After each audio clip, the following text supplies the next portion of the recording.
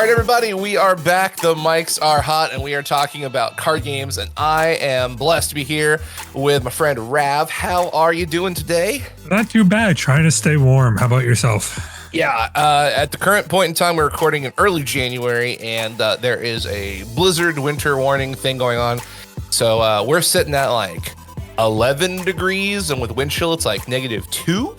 So it's cold. But the editing suite is nice and warm because the computer's hot. So it's up for it. You know, little humidifying effect, you know? Yeah. Good for breathing, good for, cooking eggs. But why don't you tell everyone who's listening a little bit about yourself and the games that you're interested in right now? Hey, everyone. So, like I said, my name is Rav. I'm pretty much a main now enjoyer of the upcoming Gundam TCG and Project K. I used to play a lot of Grand Archive for the past year, but recently shifted my focus more to, I guess, big name games off versus indie games. Yeah. I guess big publishers versus indie games in the past year.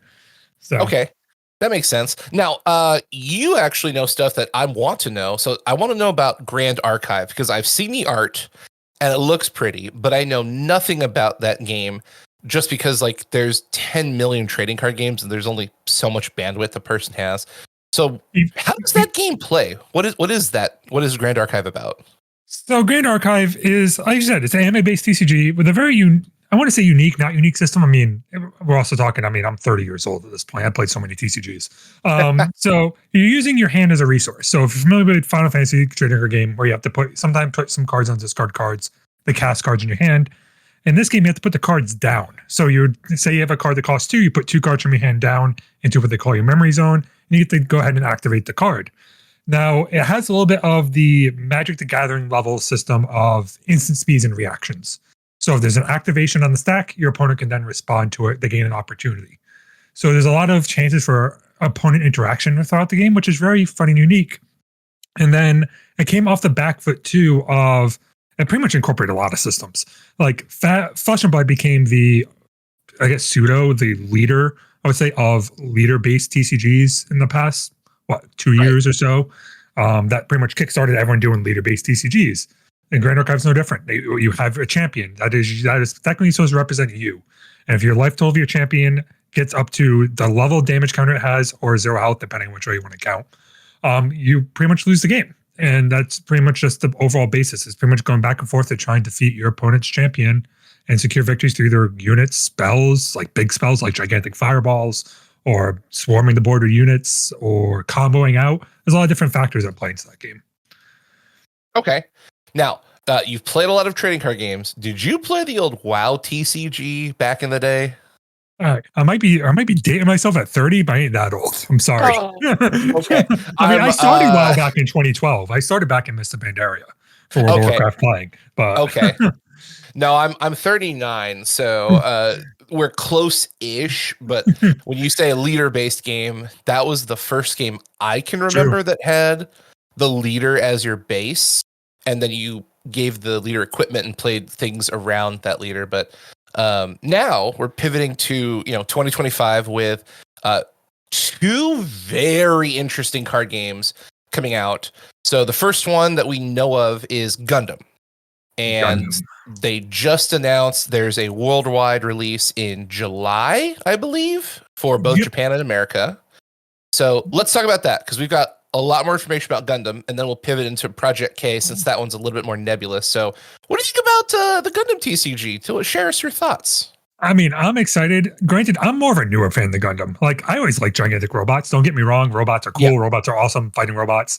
I mean, granted, I joined later. Like, Ironblood Orphans, Witch and Mercury are my 2 real Gundams. So good. Yeah. I started off high. I started off on a really high note. Yeah. Those are like my favorites. I don't think he gets much better than that. Yeah, and then like I tried watching Seed and the older ones. It's something about it's something about the art style. Don't get me wrong. Like I bet they're good. Like I hear mixed things about Seed, and Double Zero is good. Yeah. But like something about the older art style. It's like, man, animes came a long way since those have come out. It's a little bit of a brutal watch. Witch from Mercury is so well done. Such a good Gundam show. Stella alt arts, please. I can't wait. Oh yes, absolutely. So like let's talk about that, because I know nothing about the trading card game aspect. My friends are actually in Orlando right now playing, and they're kind of sending pictures and telling me about it. So I used to live in Orlando. I used to work for Disney. So I have a lot of friends still there, and they're kind of explaining it's like Hearthstone Gundam, and I'm like, that makes sense. But I'm actually attracted to it from the collector side. So the artwork and the foiling is really what grabbed my attention. I will learn how to play it. But the moment I saw some of those full art, alt art rainbow cards, I was like, I'm in. I don't care. I don't know what it does. I just want it. I want it on my shelf because I have Gunpla. I actually collect the models, and some of my Gundams have these amazing pieces of like showcase art. So I am jamming on the collectability side, but I want to learn about the playing side. I'll pivot to Gunpla way later because I just started getting back into it recently. But just go back. Good, because we have another thing coming up with the Gundam TCG that resembles Gunpla, but we'll get into it. Yeah. But the alt arts are great. Bandai has been really good at coming out with alt art. Look at One Piece, look at Dragon Ball, look at Digimon. Yeah. Bandai's like alt art cards look immaculate. Like One Piece more in the past 3 to 4 sets, I want to say, like OP5 onward. Like early on, it was a little rough. But OP5 onward, the altars have been great. The manga alt arts, and Bandai has like really harnessed down. Heck, even Union Arena look amazing. They're alt art cards, and Gundam is no different. I've seen photos of the Wing Gundam alt arts, which is just amazing. Like that card is just rainbows. Like everything's rainbow about it. It's the Gundam Aerial looks great, and especially for a game that's going to be brand new in the market. Granted, they had a Gundam TCG forever ago. I don't know if it was Bandai made. I think it was like Gundam War or something like that. Yeah, something like that. It was bad. Yeah. But this game looks great. The alt arts look great. The pilots look great. We also have a set release date of July 25th, which is a lot sooner than I expected. I'm not going to lie to you, because we just are now hitting their beta phase. Like beta boxes are now finally in hands of players. Yeah. And I expected, a little bit of a leeway between beta and release date, take feedback, adjust. But they're just like, no, pre-orders open January 16th at your LGS, more than likely. Just check with your have them check with their distro. And July 25th is set release, and July 11th is the starter decks.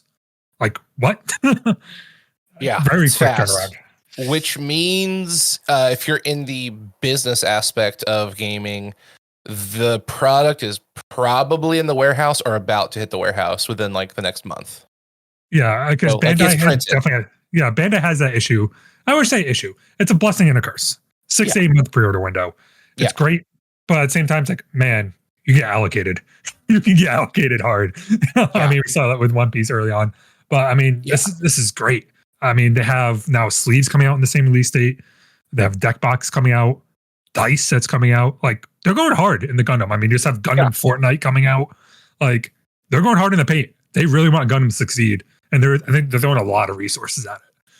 Is there a significance to the year 2025 in Gundam? Is it like a anniversary? Because I also noticed the same thing. They are really getting aggressive, also in the Gunpla space too.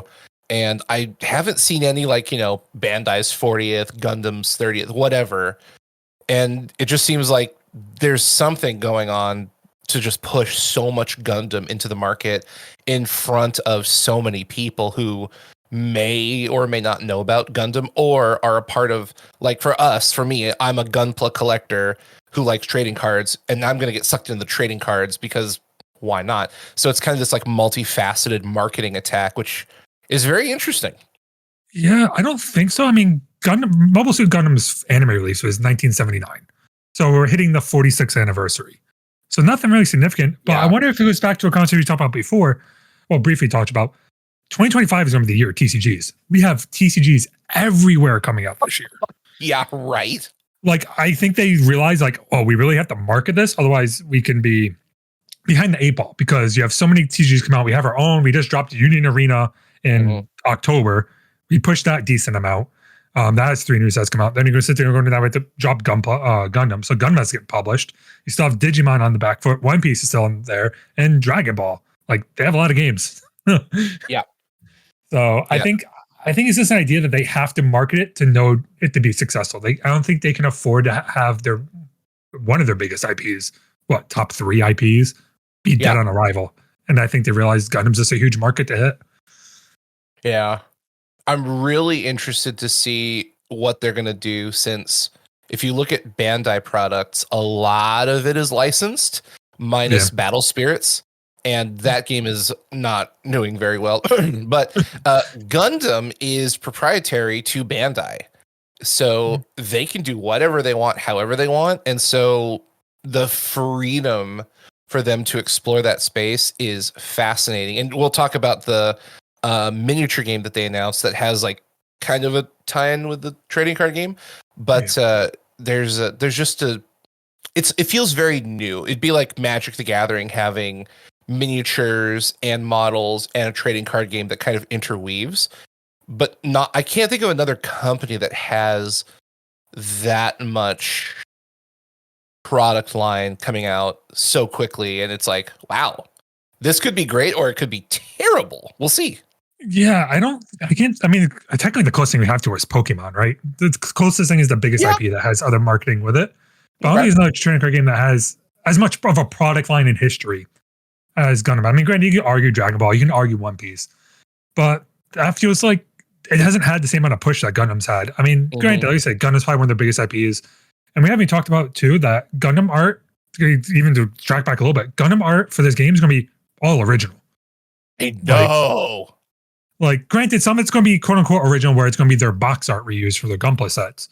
But still, like, nothing from the anime, no screen grabs, all original artwork. Okay, I'm here for it. I won't argue. Oh, like, man, that just tells you the amount of resources they're really putting into it. And I think I wonder if they sort of know they have a hit game. I mean, this is a game at Bandai FS. You had a 2v2 on stage. Granted, it was a blowout. Anyone who knows TCGs, that game was a blowout and a half. But like, it brought a unique factor. Like, okay, cool. You have your basic one-on-one competitive play, but this can open up a whole new possibility of competitive 2v2 tournaments, 2v2 at their big events like other Bandai Fests or at your local game store. And I think they're realizing like we can sort of hit the casual market, not even casual, the commander market that everyone tries to hit out of Magic the Gathering. Like every TCG in the world, people trying to make a commander spinoff. Yeah. Like I can't think of a TCG that hasn't done that. And I think Gundam is sort of realizing they're in the spot like, oh, we can sort of hit that market a little bit. Granted, it's not 1v4 or 1v3, but it's going to be 2v2. And we can sort of hit that multiplayer aspect to bring more people into it that isn't just competitive. And they're just going to throw it all at it. Yeah, it is really nice that companies have started to take notice of casual players and multiplayer, because it seems like that part of the community in a given hobby was kind of ignored. And we on the player side know that the casual and multiplayer scene is way larger than the competitive scene. Although the competitive scene's a lot louder and more prominent in media, playing at home with your friends is like the jam. That's really where the fun of any given game is. So it's really nice to see Bandai coming out of the gate with single player, multiplayer, multiple options, not like the traditional card game where it's 1v1, that's it. That's all you can do. Yeah, and you're not going to rely on the community to go ahead and make up their own rule set. I mean, granted, it's probably going to happen. It's probably be some weird, not weird, but some community rule set's going to come out there and be like, oh, let's play this weird alternative version. Yeah. But, you know, we want to make, like, I don't doubt we're going to have, like, some of those other TCGs, like Weiss and Union Rain, where it's like, okay, we want to make a dedicated set. I'm like, I'm going to make an aerial only dedicated deck, and we're going to make it a game mode.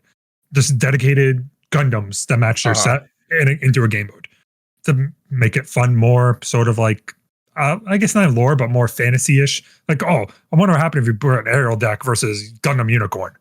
Who would really win in that battle? Right. You know, just like have that come to fruition. Like, I don't doubt we're going to see that. But this game opens up that possibility because of the IP and history behind it. Right. I'm so excited for Gundam, especially with all the news we've gotten over this current weekend. The game looks good. The art looks good. But let's talk about gameplay. Tell me what you know about the rules for Gundam TCG. Yeah. So for what I've been reading, I'm more of a visual guy and hands-on player than I am reading it. But so what we know is that it's not leader-based, thankfully.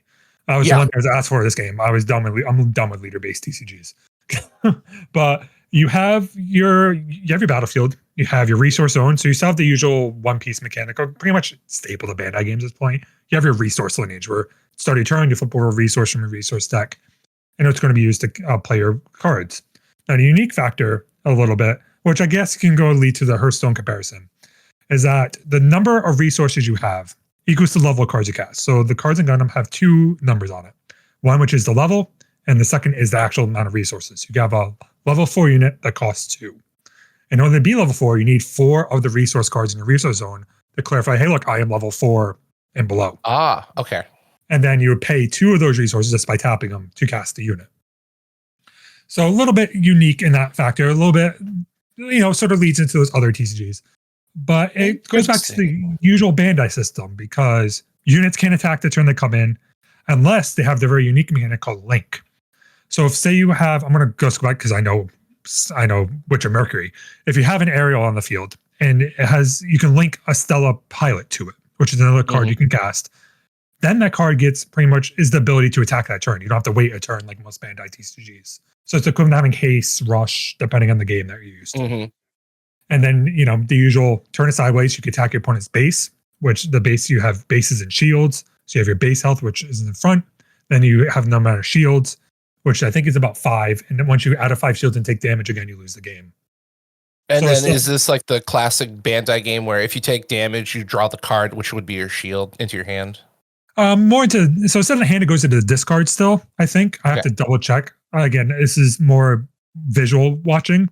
Yeah. But it has the usual Bandai, you have burst effects. So if you take the life and you look at it, as a burst, you can use the ability. So usual Bandai trigger in that. And then same thing, you can't attack units unless they're rested. So you have the usual similarities to regular Bandai stuff, but this one does a little bit different. There's rumors, I don't think I've seen much in the beta set, but there is talk that there's going to be quote unquote instant speed interaction. Really? So not as heavily as say Magic and such, but more than just the usual, I pay a counter to buff my unit. There's going to be a little bit more cards or interaction you could do. I think we saw on stream yesterday where someone declared an attack and they played a card which then allowed you to rest 2 of your opponent's units that are cost 3 or less. So I was like, okay, that's cool. Like, that's really unique. That's what I was waiting for. I'm like, if this played like One Piece, IP might have got me too, but I might not be hard into it. But now you're adding a whole different level of skill factor into this game that I am here for. Well, combat tricks open up so much more player agency because most of these trading card games are very solitaire. Like your opponent just does whatever they want. You have to take it. But if you have the opportunity to respond and say, cool, before that attack goes off, these cards of yours that you were hoping to swing with are now, rested, tapped, whatever term they use. That can make game states really fascinating because now you thought you're attacking with 4 cards. Now you're attacking with 2. My math is all wonky. And then my opponent can like counter swing into my stuff. Do I want to do that right now? Like the trades and that's great. That's exciting. Yeah, and even to talk about trades, so this is, I think Bandai, not Bandai, Digimon's like this. Don't call me, I never played Digimon day in my life. Yeah. So they have consistent battle damage. So it's like regular Gundams. If you get into an opponent fight and you have 2 attack and 3 HP, and your opponent has 1 attack, 2 HP, sure, you kill the unit, but you still keep that amount of damage on your Gundam persistently throughout the entire. Is that what the dice is for? Okay, that makes sense. Okay. So it doesn't feel like Magic. Yeah, so very, very also like lore and thematical base, because Gundam takes damage, you're not repairing instantly. You lost an arm, you lost an arm. Yeah. So it keeps that little bit of factor in there. We have to start sort of rethinking a little bit more on top of, like you said, what are you attacking with? What are you doing damage to? How do you want to get trades in? And then if your opponent does have that interaction, combat tricks, now I have to really think about it. Like, I played this big unit. I just got combat tricked. Oh, wait a minute. Hold on. This is adjusted everything. So it's going to definitely bring a new level of skill factor, I think, into the Bandai TCGs that I personally haven't seen. I mean, mostly I played One Piece. Yeah. And One Piece, like I said, very solitaire-ish. So this is bringing me something that's very new from games I enjoy in general. Right. And that's the thing I love the most about trading card games is that player interaction. Don't get me wrong. Like One Piece is fun. Pokemon is fun. But I love sitting down. Do you ever play Yu-Gi-Oh or Magic? Magic most. I used to be a Magic player until I went to Weiss and then Grand Archive. Okay. So that was the thing I love the most is you kind of have to make a strategy. You attempt to begin the first phase of that strategy, and then your opponent kind of fiddles with their mana and plays a card, and all of a sudden, well, that strategy is no longer viable. I need to make a brand new one. And you're kind of creating these different trees of potential. Yep. And then as little check marks get flipped on and off, you can kind of whittle that down. But another opportunity opens up. And you're like, oh man, I need to do this thing, but how do I finish the original game plan? And having that opportunity in Gundam is really exciting because most card games are going very solitaire, I've noticed, and I am not a huge fan of that format. I want a little bit of table talk, a little bit of discussion about what's going to happen, not just, okay, cool, you play your turn. Would you like a sandwich and a Coke? I'll get you what do you want? Yeah. I mean, it also leads to, I mean, you're talking about solitaire being almost the ease of entry, though. I mean, Pokemon, let me look on at a huge burst, and Locana is very entry friendly. Pokemon is very entry friendly. Yes. Which people say Magic's really not, and that's because of those types of interactions. Granted, there's nothing wrong with them. People have different tastes. It's harder. I'm not sure say it's harder. I think more people who play TCGs longer sometimes pivot to more of the want interaction. Sometimes they want easier games, which is fine. I mean, it's not even easier per se because it still outplays the Doom Pokemon and everything else. But different strikes tickle fancies different. Wow, that was a horrible quote. That was brutal. I didn't even say that right. But yeah, I mean, as I said, everything's unique. I mean, especially this game. Now we're going to get into a fourth color. They're adding red to Gundam. So we have no idea what red's doing. Red's probably gonna be the usual rush mechanic. Yeah, I can't think of a game that red isn't aggro. Yeah, red's always aggro. And I don't know. Like I said, I'm just super excited for the Gundam TCG. Especially, like I said, 4 starter decks, everything else coming out with it. I mean, I'm gonna try and buy a case at my LGS as soon as pre-orders open up and do my dance. What colors do they have currently, and what do those colors represent that we know of? So we have in the beta box blue, white, and green. So white, if I'm not mistaken, is a little bit more of the control style of the game. Green's a little bit of a rampy, not exactly ramp, but a little bit more on the bigger side. And I can't think of what blue is, honestly. Blue's like sort of that in between, like a little bit more of the spell casting, but it's not magic level blue. So it's like a little bit more than white and green, but it's not a little more interaction. I said red, we haven't seen too much on. I think I try and avoid spoilers as much as possible in terms of cards. Like, I want to be shocked when cards come out. So I haven't seen too much card-wise for red, but I imagine red's probably be the usual aggro, because, I mean, the first red-green sets come out in the star deck as Zeon's Rush with the, oh, God, I'm going to mispronounce them. Oh, God. What are the red robots with the like the Zaku? Zaku, thank you. I've been watching too much Bleach, and I want to say Zenpakuto, and I'm like, no, this isn't Bleach. This isn't right. I knew it began with a Z. There is no shame in watching Bleach. That is a fantastic. Is this like your first pass or like a second pass for Bleach? I mean, so technically I watched it back on release, and then when the whole Thousand Blood Year War coming out, I'm watching up to date currently with that. Okay. So technically I'm up to date on everything. Okay. Yeah. So, but yeah, I mean, like I said, the first green red set's based around those guys. So and those guys are usually a swarmy style. There's a bunch of them usually. It's usually the main quote unquote villain. It's called Zeon's Rush. So it's probably an aggro deck. Yeah, probably like, White Weenies, just a bunch of low cost, 1/1s, 2/2s. They're probably gonna have like anthems. Oh, do they have things like enchantments or artifacts or equipment that you've seen so you can make your Gundams stronger? Because I did see they have pilots that you can equip. So that's a smallish form of a buff, but anything like weapon change or armor upgrades, stuff like that. Because we've seen that in the anime where they'll swap out a loadout and now it's a totally different Gundam and you're like, yes, let's go. So nothing yet, but again, this is sort of back to the beta box. The beta box is mostly for a simple style of gameplay to teach people. Okay. So they haven't interacted with it, but I mean, like you're saying, it's part of the staple Gundam a little bit. Well, I don't doubt it's going to be interacted in some form, shape, or way, but there's nothing spoiled. Yeah. Okay. Yeah. Go with it. You're just getting me so excited. Like, this is everything I want in a trading card game, and a fresh trading card game. Oh, Bandai foiling is so good.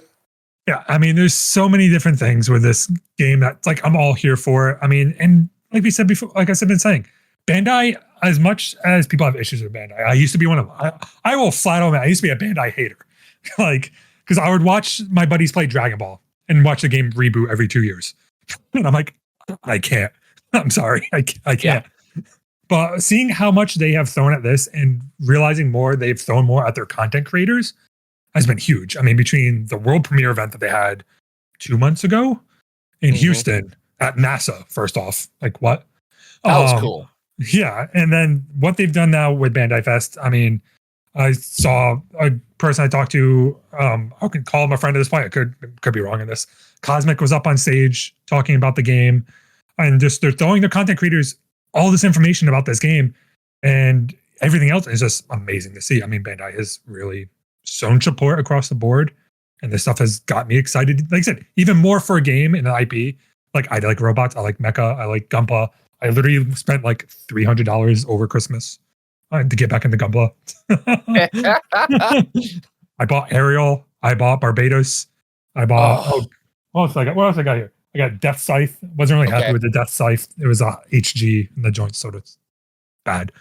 But like, and I just bought like MG, not MG. I guess real grade level Ariel. Yeah. So I mean, like, I'm all for it. Oh, I'm here. But I mean, Gunpla is so much fun. It's very cathartic. It's very relaxing. I mean, I like I don't even play Warhammer. I just like miniature painting. I found that cathartic. Like just painting minis is super fun. And then no, I'm gonna do this segue plug. Sorry if I'm stealing it from you. I mean, now Gundam has a miniature game. That's basically not so. It's Warhammer-ish. It's not exactly like 40K. It's gonna be more board game style. But you build your units like Warhammer 40K figures. Yeah. So they come in the usual runners.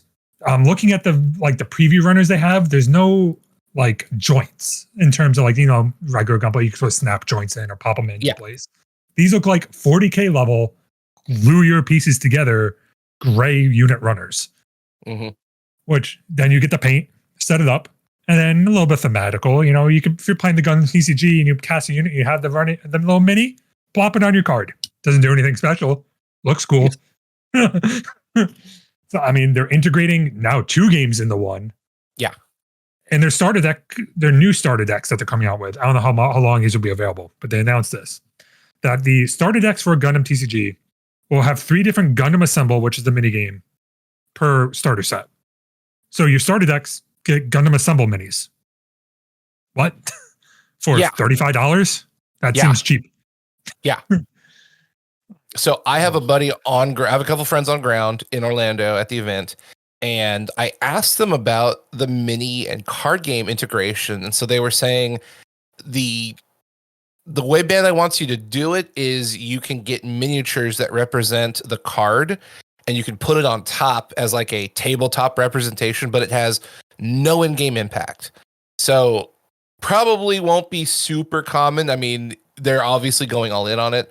However, they did say that those deck boxes you were talking about that come with the deck and the mini actually have space to put the mini inside.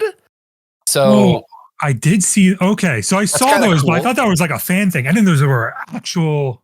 Oh, yeah. Okay. Yeah. So like on the cool factor side, it's actually neat that your deck box can also hold miniatures. On the are we actually going to do it side, I don't know if anyone's going to use that in like real tournaments or real events. But the fact that Bandai is going in with product support is really cool.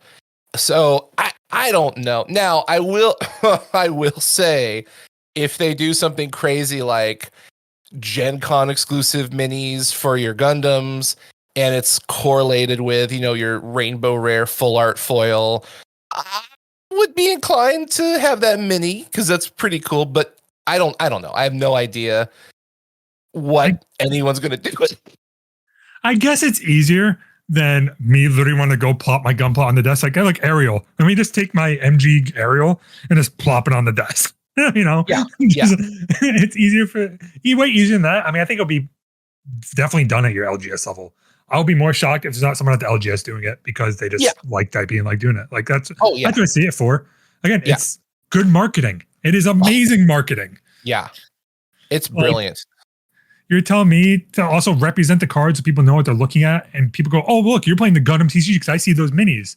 Is amazing marketing material. Like, Yeah. Yeah.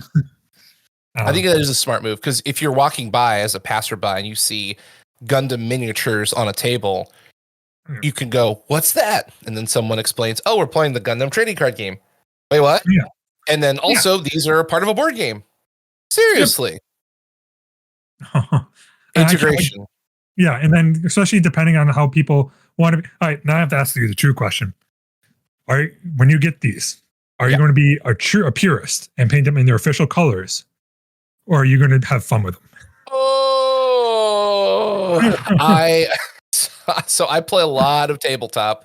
I've got Gunpla, Warhammer, Star Wars Legion, like all these models. I like to do a little bit of both.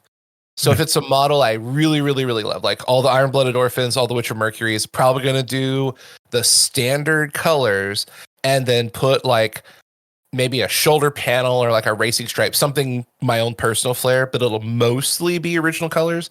And then for like the Zaku's and things that are generic or stuff I don't super care about, I'll probably just color it whatever looks cool because there's so many different like color schemes and other things you can represent. So like in Warhammer, for those who know about Warhammer 40,000, the standard Mickey Mouse style model is the Space Marine. Looks just like Buzz Lightyear for comparison. So someone painted their Space Marines like Buzz Lightyear with the white and the green and the orange, and they gave them these like wings. And that color scheme does not exist in the traditional lore, but those models look great, and I totally stole it because why not? It's ridiculous and hilarious. So a little bit of A, a little bit of B. What about you? No, like I said, I think it pretty much varies. If it's a unit I really care about, I'll probably go purist and just paint them as is. But like anything that's really supposed to be like a mass produced level, like there's so many alterations. I mean, you see half the units in Gundam, like, oh, they've got them off of some way or piece make together to repair if it's some form of a rebel force.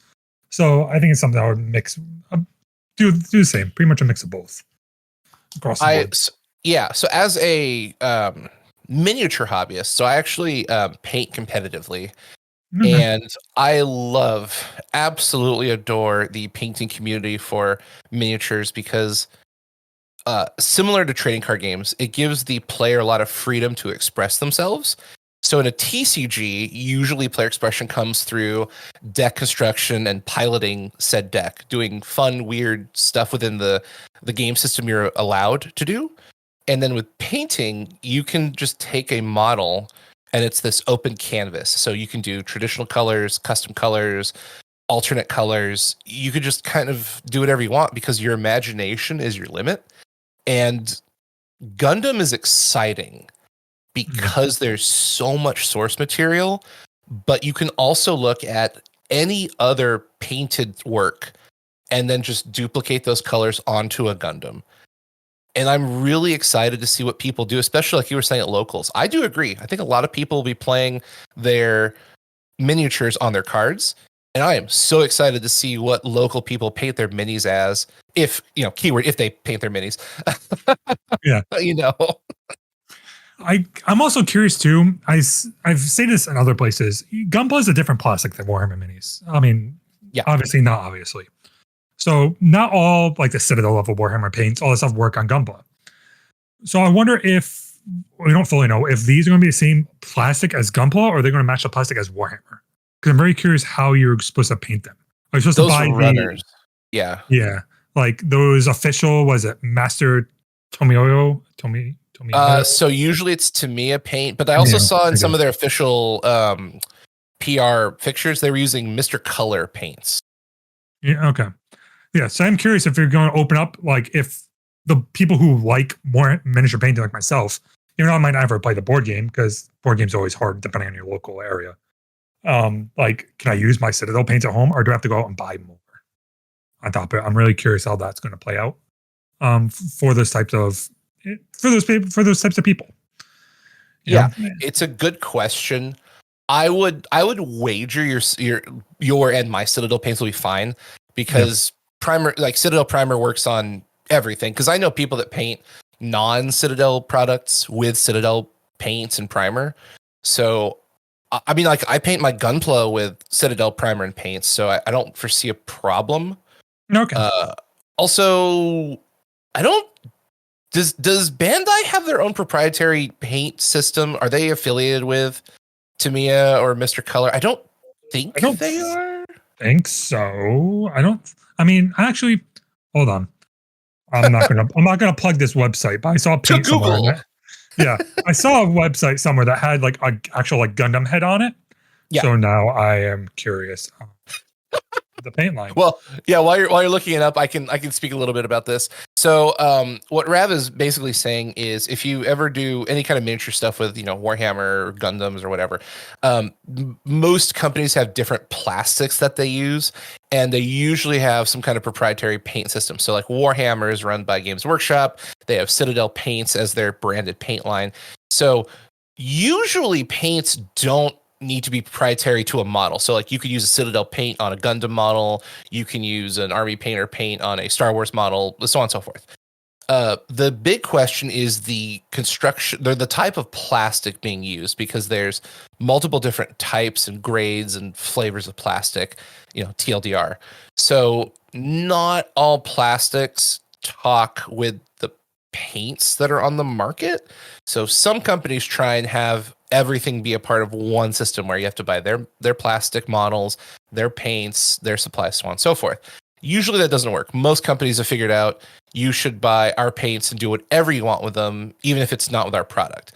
So the Gundam runners, we don't know what plastic they're constructed from. We don't know any details about the actual product itself, but we're going to make an assumption that it's probably the same plastic that Gundam Gunpla kits use.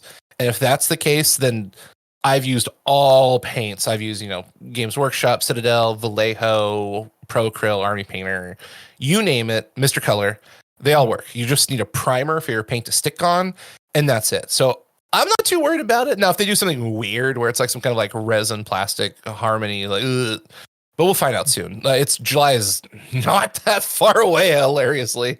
Yeah. So the Mr. Color technically does have the Gundam head on it and some of their colors. Interesting. Okay, so maybe they do have, if not an affiliation, like a business stake in Mr. Color. Yeah, because the one I'm looking right now is called RX-78-2 Gundam White, and it literally has a Gundam head on it. So I don't know. Yeah. I will say this. Mr. Color is really hard to find in America because it's a Japanese paint. Yeah. So if they make an American style production line, I will be happy, because normally you have to import it from Japan, or if you buy it from like an American side warehouse, they're usually marked up, and that's never fun. I don't think Mr. Color is better or worse than anything else on the market. I just, as a painter, want to have as many brands as I can to try and see like what works and what doesn't, because no company has the perfect paint, but there's a lot of companies that have like really good niche style of paint. And so having that information as a painter is really valuable, because now okay, Citadel's good at this, Pro Acryl's good at this, Turbo Dork is one of my favorites for like color shifts, because nobody does color shift paint. So that's good. I'm totally fine with that, actually. For sure. And know what I also realized we haven't talked about, because there's so many things announced. Yeah. So two good points. Now, I totally missed this and started that conversation. Starter decks are starting at $12. And like without the mini, okay, like $12 for a starter deck is really aggressively priced. Yeah. And second off, they already announced the Gundam that's in it. So we're gonna have Gundam G, regular Gundam. You're gonna have Mobile Suit Gundam Unicorn, Gundam Wing. I think that's Gundam W. Yeah. The Gundam C Gundam, and then the Witcher Mercury Gundam are going to be the ones that are officially part of the release. Yes. So I mean, 5 different Gundams, really popular IPs. I mean, not IPs, but releases. So like they're coming out with its first set swinging. Like the only thing else they could add and makes more popular is add Barbados and just print money. Betcha money is going to be like a buy it all kind of a special thing, or maybe like a store exclusive for like LGS. Yeah, for sure. I think it's definitely going to have to see what they're going to come out with and what sort of happens with it as a whole. Yeah, I mean, like I said, I'm excited. Aggressively priced, $12.99, $11.99 starter decks. IPs are very popular across the board. Like, set one's going to go off, and it's going to go off hard. And I'm really curious how much it sticks. Like, I think this game, its real competition is its own other games. Like, are you trying to draw people away from the One Piece crowd? You trying to draw people away from like? Are you trying to draw people away from Digimon? Like, I don't see a real competitor to this. So it's gonna be really interesting to see what happens. Yeah. Yeah, absolutely. That's a really good point. Man, I just cannot believe there's a Gundam miniature game. That was not on my radar at all. And somehow interwoven with the trading card game. Okay. And if I have to guess, it sounds like the starter decks, you said $11.99? Yeah, $11.99. Does that come with a booster pack? I don't think so. Not that we know of. I think it just says $12.99 starter. I mean, I can't read Japanese sadly, so I'm not 100% sure what the fine print text includes. But if the starter deck is $12.99 and then the starter deck plus miniature is $34.99, that mini is not very expensive. No, it's not very expensive at all. I mean, they have pictures of the runner images out, and they're pretty small. I mean, I think it's also a mix of if they're using all their same factories that they already make Gunpla with, how much difference is it for them to make these molds? How much does it really cost them to make it? And I think it's just going to set a weird market expectation. Like how much? So not even going off of trading card games. Like if Gundam Assemble mini game is cheap, and any expansion to come out with other units is cheap, but still good Gunpla quality. What's it say about Warhammer stuff? Like, did this probably flip like the miniature market on its head? And the pricing and the aggressive pricing some of them do on their miniatures?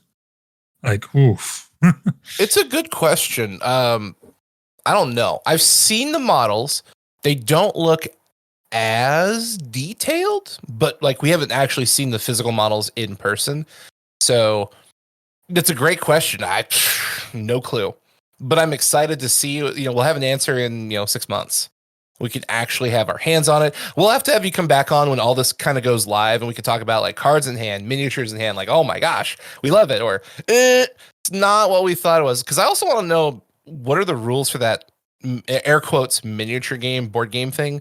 Because if it's fun, that's awesome. If it's not, I guess I'm just collecting. Yeah, for sure. I mean, especially the images we've seen of that miniature game had been like still images. I don't think they had you have feet on the ground there, so you could tell us a little bit more. But I don't think we've had anyone there like actually playing the game. Obviously, it's like in glass cases images. Yeah. And it's like hexagon. So you have to use hexagon units in the hexagon. They have ships that take up like 3 hexagons. Yeah. Like almost reminds me like a mix of like a regular tabletop game mixes like X-Wing. Yeah. Yeah. That as far as I'm aware, no one's playing the tabletop mini. They're just showing like battle scenes. So I haven't heard anyone actually learning the game, but everyone says it looks cool. So that's a good sign. But we don't know what the game is. It's more of a, hey, here's this thing we're also going to do at the same time. I'm sorry, what did you say? Yeah, pretty much like, oh, wait a minute, how was this under wraps for so long that no one knew anything about this? And you're just going to drop a miniature game on your head out of nowhere. Yeah, all my mini friends are messaging me nonstop. Like, did you see this? I guess, trust me, I know. I'm going to spend money. I know. I know you know. I know. Like, and not even the weird question. I wonder how much this can just be stabilized by Gundam TCG players and casual players. Like we said before, you're probably going to see your LGS level play. How many of them will just buy the little not have to invest into a full blown Gunpla? But you want a Barbados? Here's a Barbados mini that you can then collect for super cheap. How much will that just be stabilized by the TCG players? I mean, if you think about it, you could have your favorite Gundam. You have the Gunpla model, the tabletop miniature model, and then the card. So you could, slab it and send it to PSA, put it in a top loader. But you could have like this trifecta of your favorite card / Gundam. And I think that's really cool that you can have the card art, the Gunpla model, and then the one you painted in miniature form all in your solo collection. That just screams fun. Like, I love it. It's cool. Is it practical? No. But is it fun? I think it is. I think it's a good play by Bandai to start capitalizing on the fun of the market, not the what's the word? Like, there's so much like speculation and investor market right now. And it just feels like we're going back to the old days, because you were talking about, playing games as a kid where you're just hanging out with your friends. You also talked about you don't want to do spoilers. Remember back in the day when a set would come out, the internet wasn't around. You open a booster pack and it's like, oh my gosh, has anyone seen this? Do you know what this card does? And people are like, no, what does it do? And you show them, they're like, oh my God, what the heck is that? Because, there wasn't internet. There weren't forums or YouTube videos. So like thousands of people across the world are like discovering cards in a booster set simultaneously and freaking out about, the newest Magic set or Yu-Gi-Oh or Pokemon or whatever card game, because they don't know what's inside. And as they find it, it's like, is there anything else that complements this? Oh my gosh. Did you ever do Yu-Gi-Oh or I guess you did Magic. So like, what was your early remembrance of Magic back in the day where you were opening sets and going, what the heck? Man, I'm like, I really came at the peak of a lot of things. When I started playing Magic, it was Scars of Phyrexia, Innistrad block. Ooh. So I was like, yeah, I like to start at peaks of things, apparently. Wow. Yeah. No joke. So, playing with Snapcaster Mage, Liliana the Veil, with, the swords mixed with Batterskull. Yeah. Like, all those cards were just super dope to open up. And then you sit there and play, like, then you still at the same time, you had the core set with Primeval Titan, like, oh, yeah, all the cool Titans with it. And I'm just like, man, I really played at peak of games. Yeah. God. That's hilarious. We need like part where you started playing in a game. It's like, okay, that was a good time for Magic and that was a good time for Grand Archive. And, it's hilarious. Innistrad, yeah, that was like peak time for Magic. Oh my gosh, I'm so jealous. Yeah, if I was playing World of Warcraft, the start of Mista Pandaria. Like, I'm just... You're not kidding. Gundam started with Iron Blood Orphans. We go peak. Yeah. It's only peak. No? Yeah, that's like your superpower. You just show up at the right place at the right time. Yeah, just be disappointed for the next 5+ years to come. Oh, man. Yeah, started Legends of Runeterra after Bilgewater. That was a good time. Yeah, like set 2, set 3, I started playing Legend of Runeterra more competitively. Because around the same time I quit Magic. Okay, so it's like, I really just join games at their peak. Well, something else you're really good at is setting up segues, because that is the perfect opportunity to talk about the new Project K from Riot. So tell us what you're interested in with this trading card game coming from the team who created League of Legends. What's got your attention here? So mostly, as we said, I'm a Legend of Runeterra refugee, I guess we'd call ourselves now at this point. Rest in peace, Legend of Runeterra. Oh, I'm so sorry. So, Riot's come out with a trading card game. Okay, I got to at least look at it. And became one of those games that seems very interesting on paper. Granted, I'm a competitive junkie on top of casting and content creation. Like, if I can't compete, I'd rather do casting and content. Project K so far has looked to be more of a casual game than a competitive game. Yes. And I don't know how I feel about this. It's like I said, by Riot Games, so it could have a good chance behind it. You have your usual IPs and Riot cards that you like. You have your Yasuos, you have your Volibears, cards that you like to play, cards that I've seen because of Legend of Runeterra that's being reused in the game. So you go hit that little nostalgia brain cell, in the front of my brain, go, ooh, cards I know. And getting into that game. But so far, the gameplay has been interesting. It's unique. It copies the resource system as every other game. You start your turn, you flip over 2 of your resource cards. But the gameplay hasn't screamed to me competitive yet. Granted, we're in the trial version. It's just like Gundam TCG. It's beta, basically. But the game hasn't had enough rule set flushed out as per Riot themselves, as they just literally put up enough rules to have it at TFT Macau to judge this game fully. And I don't know how I feel about it because they say it's going to come out in 2025, but Gundam's come out in 2025. But we haven't seen a full rule set yet for Project K, but we have for Gundam. So it makes me a little concerned at the same time for this game. Okay, totally fair. So let's bring up the thing you talked about that you're not loving right now, and that's leader-based games. Project K is a leader-based game. What are your thoughts on that? So I don't know how you would do a League of Legends card game otherwise. League of Legends, even there are other games, Valorant, TFT. You have your main thing that's meant to represent yourself. You have your champion, TFT is, I guess, technically still a champion at TFT. Yeah. We'll just call it a chibi because they're basically chibis. And then Valorant, you have your agent. It's how they've always represented to link you to the game. So it's how it's meant to be played. Granted, it's a little bit different because you're not attacking the leader per se to win the game. You have a leader card that sort of helps define your deck building, which pretty much picks your colors. So if you play Victor, you have yellow, blue. You have the leader card with it that pairs with it, which is also unique. I think it's called champion legends. They're called legends, I think. Yeah, sure. Legends power, which picks your color. So Victor's yellow, blue. Legends card has an ability. Then you have a leader that pairs with the legend. So you can technically cast that hero at any time, your champion at any time, but you still keep your legendary power, which does adds a little bit of a unique factor to it. But it's different, but it's not different at the same time. And I'm torn only for that reason, because it has enough uniqueness for me to try it and not be burnt out because it's a leader game. Okay. Something else I wanted to bring up that we can talk about. What do you think about the recycle system? So for people who know nothing about Project K, the traditional mana resource combo, whatever you want to call it, we'll call it mana because most people know it as that. So you have a deck with all of your characters, spells, abilities, all that stuff. And then you have a second deck that has your mana. So like Rav was saying, at the start of your turn, you flip over cards, then you tap them sideways to play cards from your hand onto the field and do stuff. There is a secondary cost for your cards, potentially, that forces you to take, I think they're called runes? Is that what your mana is called in this? Runes. Okay. So essentially, in order to play powerful, like really good powerful spells or characters, you have to tap them sideways to cast the card onto the field.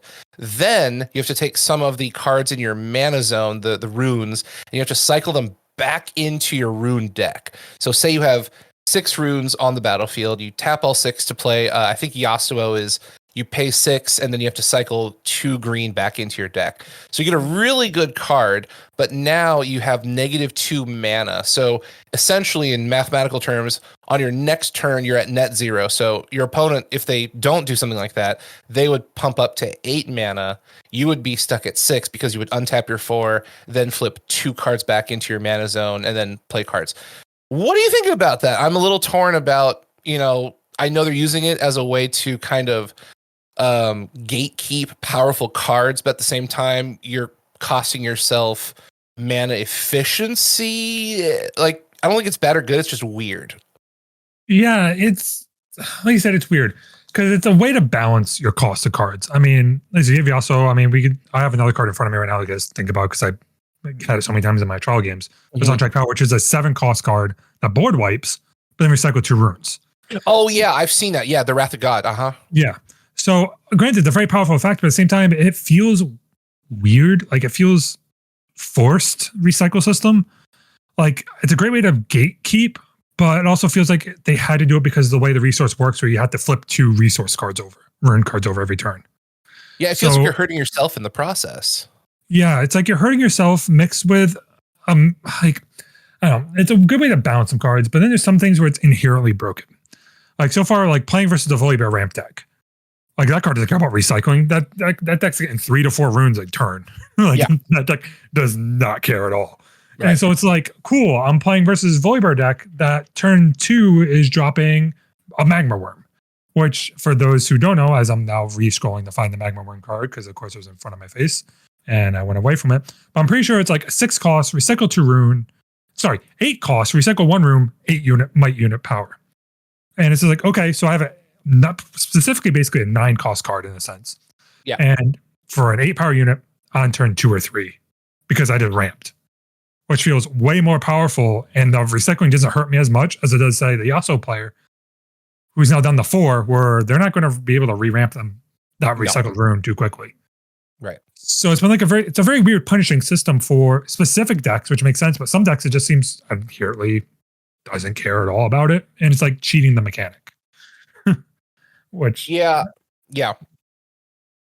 I think there's got to be a way to punish it more, or not punish it, but I feel like there's going to be a way that comes out like, oh, they can't cast certain more extra runes a turn. There's going to be ways to damage based off of recycle runes. I think that's going to come out, but it's not anytime soon. Okay, that's fair. Well, it seems weird. So like both of us have played the One Piece TCG, and they do something similar where you put your Dawn back in your Dawn deck, but you get the body and you generally get some crazy insane thing. Yeah. And Project K feels like you get the body or the ability, but then you're like slightly punished or slapped on the wrist for playing that card. Like, hey, good job. Also, no, don't do that anymore. We're going to kind of pull back your mana resources. It's like, why? Why do this? Which some cards are interesting because then you speak about it's like I want to bring up cards because I have the little card review up in front of me. Yeah, go for it. Please. So a card like this is Trinamir, 7-drop, recycle 2 runes. Comes in when I conquer after an attack, you assign 5 more access damage to an opponent's units. You score a point. So that effect is okay. Yeah. Like requires first off a unit being there for the battlefield to attack.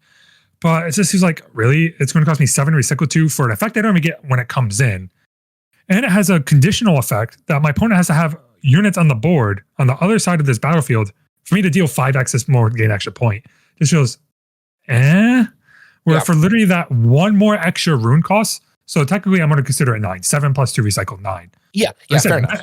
Magma Worm, an 8 and a 1, all friendly units enter ready. Oh, so everything on my field comes in ready to attack? Yeah. Like, what one would you rather play? For the same value, same might as well. Both 8 might. Yeah. Like, I'll tell you. Go ahead. No, I was going to say, I'll tell the listener, you want everything to come in untapped. That's way better. Yeah. Like, that's way better, way more powerful effect with less of a punishment needed behind it. And it's just like, okay, like, I understand the balancing, but it's like one has an effect that comes in and it enters, affects your entire board, and they can sit there forever in your battlefield. You don't have to sacrifice at all. You can sit in your unit base, never attacking, if you really wanted to give everything ready and get tremendous value versus Trinamir that has the same cost, same might, but more conditional effects.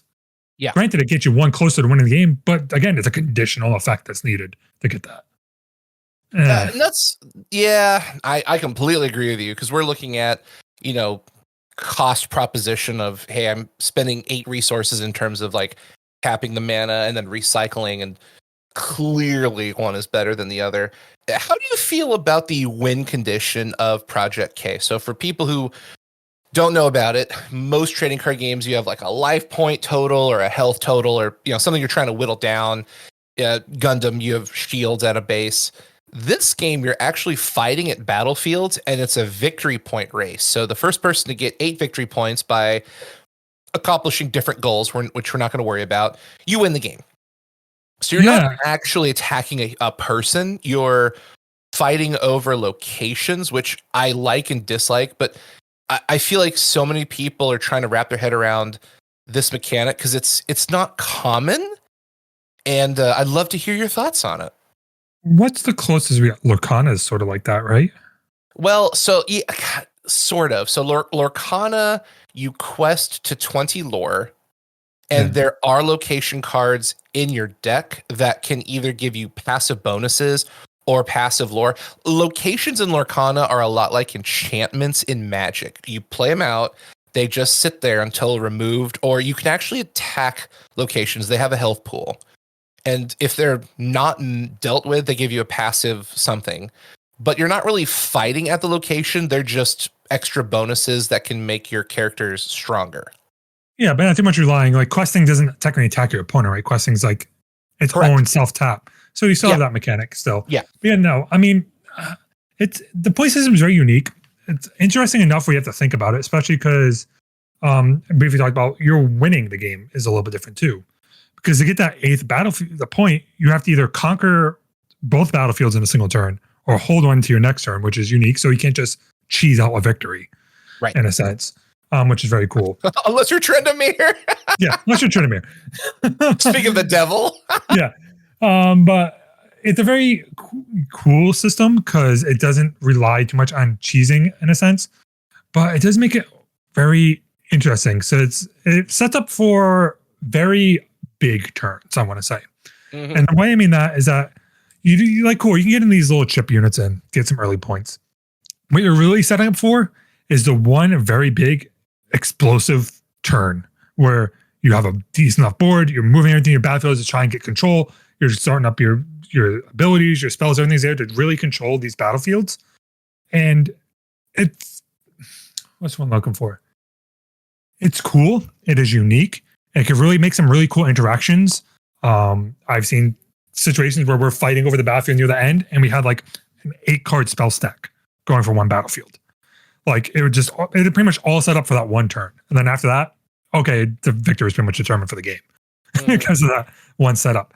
So it's very cool. It's unique. I like it. It's very different, especially because you're not attacking opponents' life totals or anything like that.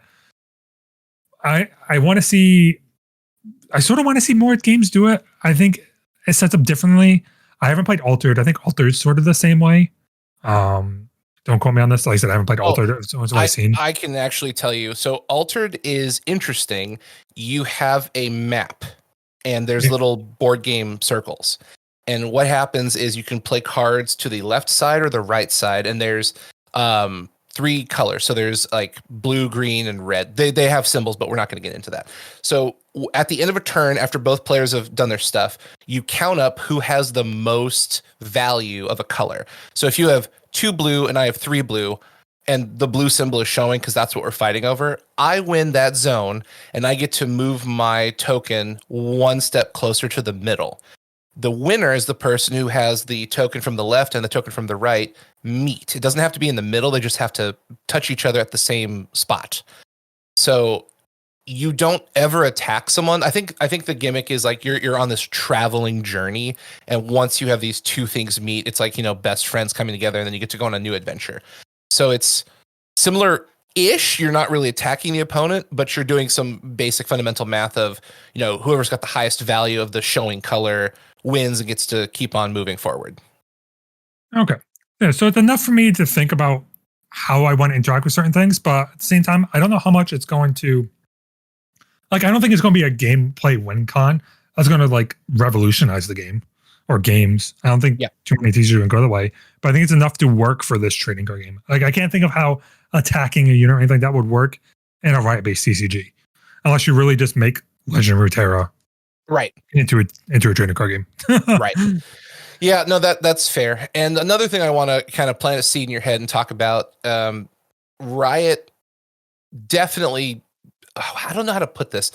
The marketing that's come out feels very much like they started with multiplayer and then they found a way to turn it into a single player kind of game. Because if you look at how 4-player games work, I really think that Project K is pretty seamless. It's a very well-designed multiplayer game. And then when I look at the single player game, it looks like they just took what they could and said, okay, here's how we make it like an exhibition, tournament style game. And so do you think that maybe they started with the multiplayer casual mindset first and then adapted it to solo play for tournaments? Let me put on my tinfoil hat here. Let me get this ready here. Okay. All right. So I think, like you said, I think this game was originally designed to be Commander. I think they, as most people are trying to do, they know how popular the Commander crowd is. It makes a lot of money. A lot of casuals play it. The Play Magic the Gathering literally makes sets around Commander.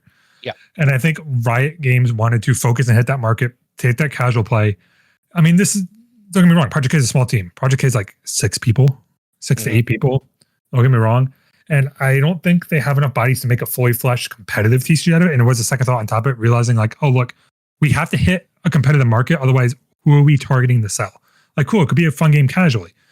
But, I mean, Sorcery TCG is a fun casual game. And that only makes so much money. We could talk about that for a hot moment. That's a great game. Yes, sir.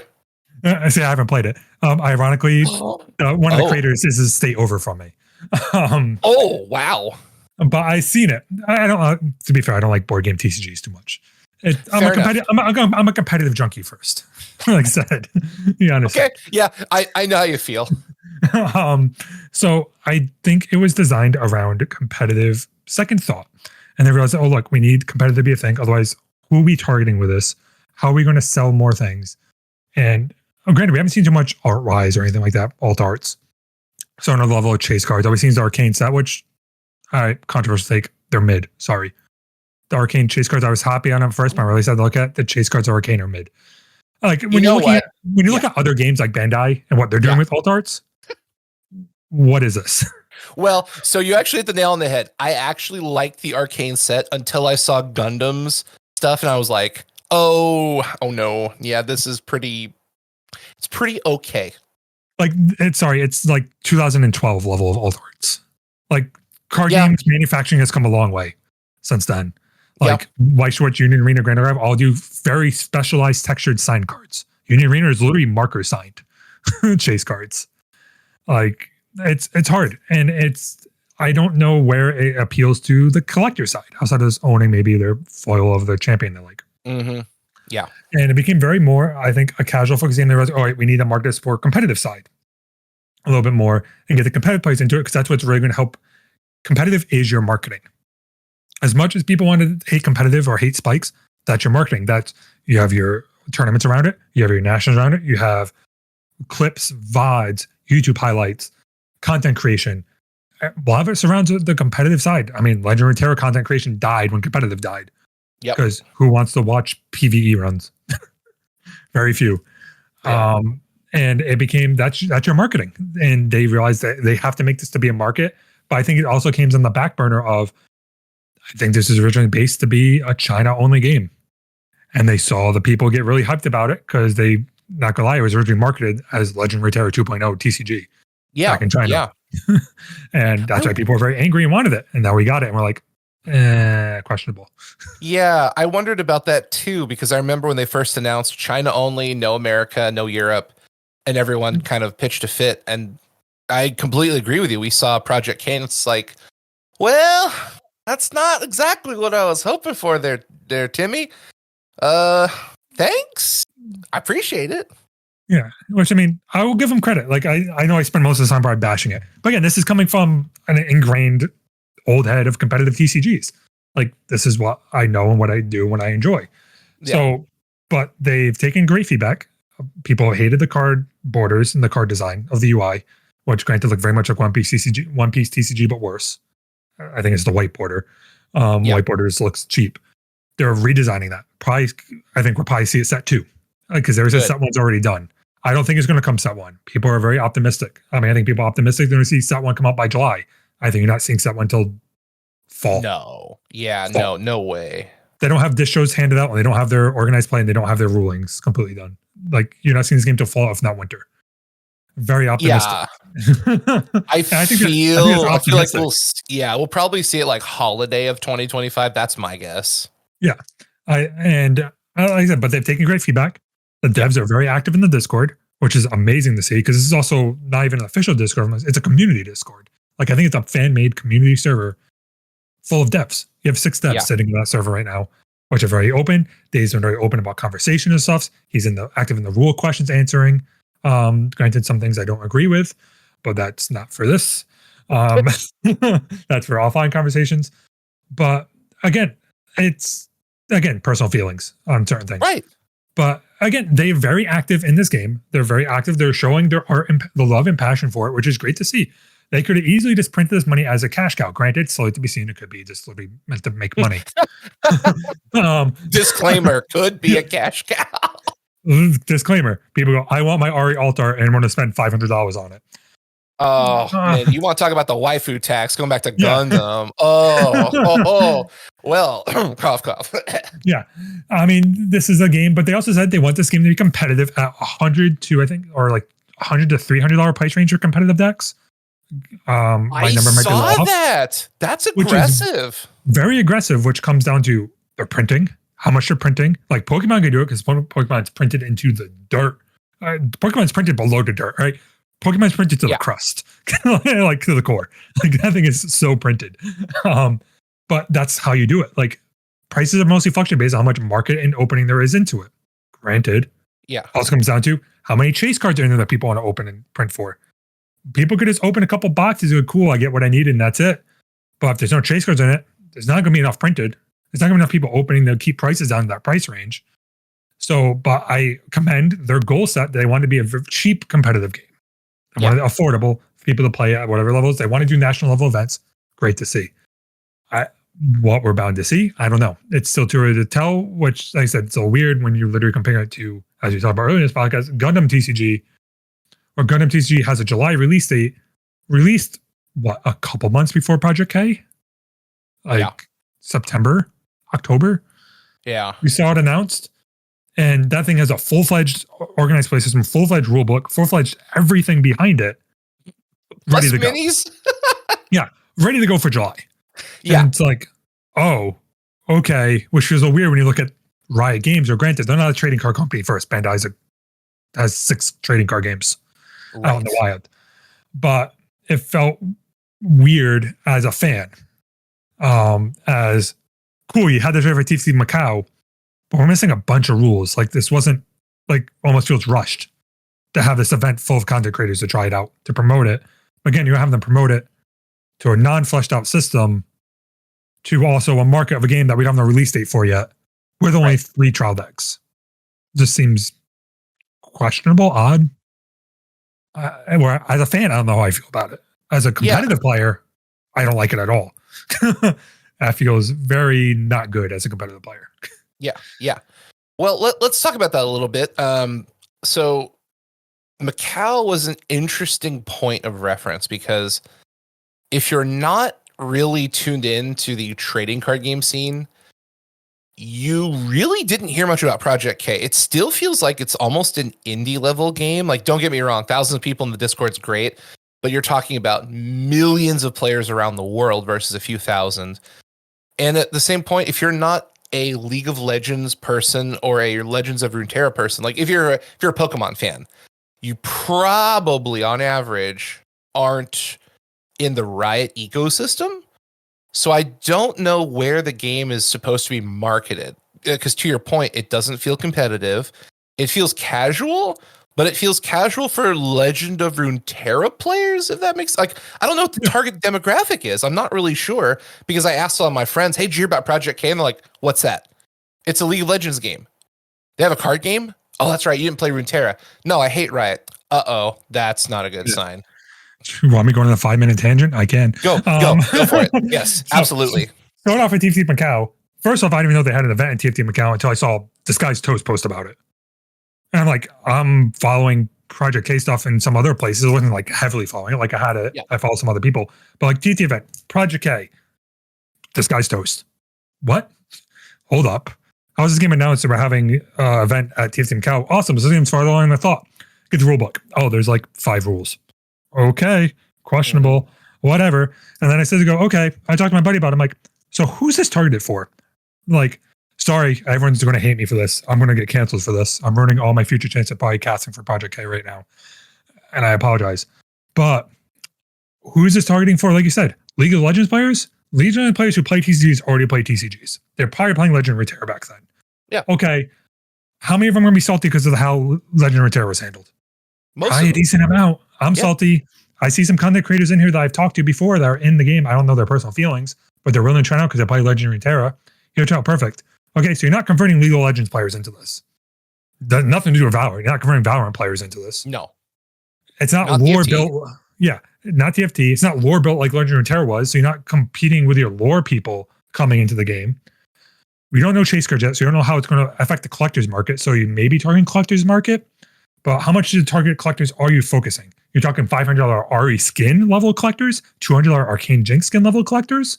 Cool, they're not buying boxes. They're buying singles. They're buying the one-off card that is opened, and they're putting no money into the game. Okay, cool. So, all right, so you have those people gone. Competitive game. Where are you at competitively? You're not Magic. You're not Grand Archive. You're not Gundam. You're not One Piece. You're not going to touch anywhere near probably the top 6 competitive TCGs on the market right now. You're not pulling people away from those just because you're Riot IP. You're probably the 4th or 5th weakest IP now in competitive in card games. Pokemon's first. Magic's probably second in their own IP. Yu-Gi-Oh's probably third. Flesh and Blood's probably 4th or 5th, arguable depending where One Piece lands in your honest opinion. Not even counting your Disney players. So you have, what, you want to bring Disney adults into this? No, they're probably playing the Disney game. And any adults who are playing your Riot games are already playing League of Legends, who we already deemed probably aren't playing the TCG anyway, or it's going to be a small market that already play both. So where's that market going to come from? And then on top of it, you go, okay, so now you're not competitive. So now we're not competitive. So we're not taking anyone away from any other IPs. We're not pulling people away from Union Arena because that's waifu bait. But again, people are playing it for the IP. Yeah, you're right. You're right. Not. But Final Fantasy TCG, Final Fantasy, again, dedicated IP fans, which I can also go and change about Final Fantasy trading card game. I love that game. I don't even like the IP. I love Final Fantasy TCG. But that, again, you're not competing with any of them. You're probably 8th, 9th, or 10th in a competitive trading card market in terms of gameplay level. Granted, we're going this off a trial event. It could all be changed when we get fleshed out rules. But right now, I don't see you're not topping any of the top 5. You're not topping the top 7. You're everything above this is going to be Magic the Gathering, Pokemon, Yu-Gi-Oh, One Piece, Flesh and Blood. You can argue Union Arena or White Sports lately because of how well that game's popping off. Mostly Union Arena. Gundam coming out is going to be up there. So then you're going to want to talk about, okay, what else is there to compete with? So you have to compete with games like Digimon and Dragon Ball, which is pretty low, but Grand Archive, which is, popping off. Granted, not huge numbers. I mean, their servers, I think 20,000 people in their Discord server, which granted isn't as much as this server here. But again, how many people are here from Riot Games in general fan bases? Right. So, okay, so where are you competing in that market? How are you going to compete with those people? And I don't see where gameplay-wise you're not, because those other games have so many interactions or IP lore behind it. One Piece, Pokemon, all IP heavy. Yeah. And your IP doesn't carry as much weight as the other ones. So your IP alone is not going to keep you alive. So you have to sit in an argument, okay, where is our gameplay going to come from? And as you said, competitive gameplay seems secondary. They want to be a casual TCG, which is a little odd because you have Dave Tron who designed Magic the Gathering sets. Yeah, that was weird. But you're not competitive first, or it doesn't seem competitive first. It could be competitive first, but from outside looking, it doesn't seem very competitive. Granted, people are making videos like crazy about this game, but it doesn't feel like you're hitting that competitive market as much. And you don't know where your player bases come from. And people like myself don't know where player bases come. Like, I'm only trying it because I play Legend of Runeterra. If it wasn't for that, I probably wouldn't touch this game. I don't even play, like, I play League every now and then for ARAM because I'm out of games to play. And I don't know why I would play TCG when I can go play Pokemon. I go play Magic. I could go play Gundam TCG coming out with a bigger fan base, a bigger prize pool, bigger backing, supporting Bandai than 6 people at Riot. Where last time we had 6 people at Riot supporting a game, it got killed and went PvE only.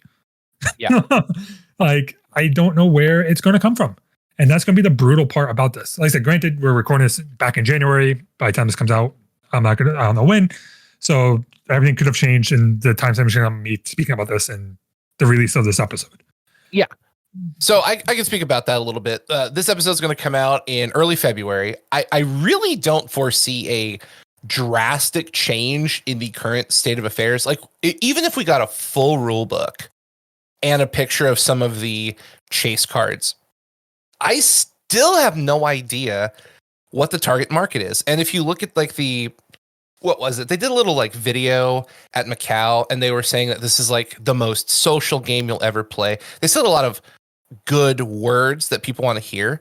And I do agree. I really think that Project K is going to be a fantastic multiplayer game. But the more I look at it, the more it feels like a community board game that uses cards. And I'm not opposed to that. I love community things. I love Commander. I love group board games. But I just don't look at Project K and feel like this is a competitive game that I'm really excited about. Especially after talking to you about Gundam TCG, I am like on fire for Gundam. And Project K is like, I feel like I could play this with like my wife. I have a bunch of friends that play League of Legends that we play, ARAM and just casual games because it's fun. Yeah.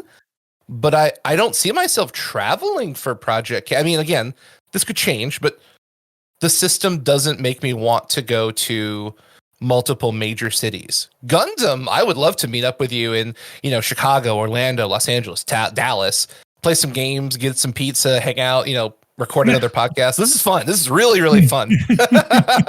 Same. And even to speak to you about that, like, this is probably going to be people's 3rd or 4th TCG. It's not going to be their main one. Yeah, This doesn't feel like a game that people are going to main and grind. Granted, there will be people, but it's going to be the same amount of people who grind Battle Spirit Saga. Very small amount.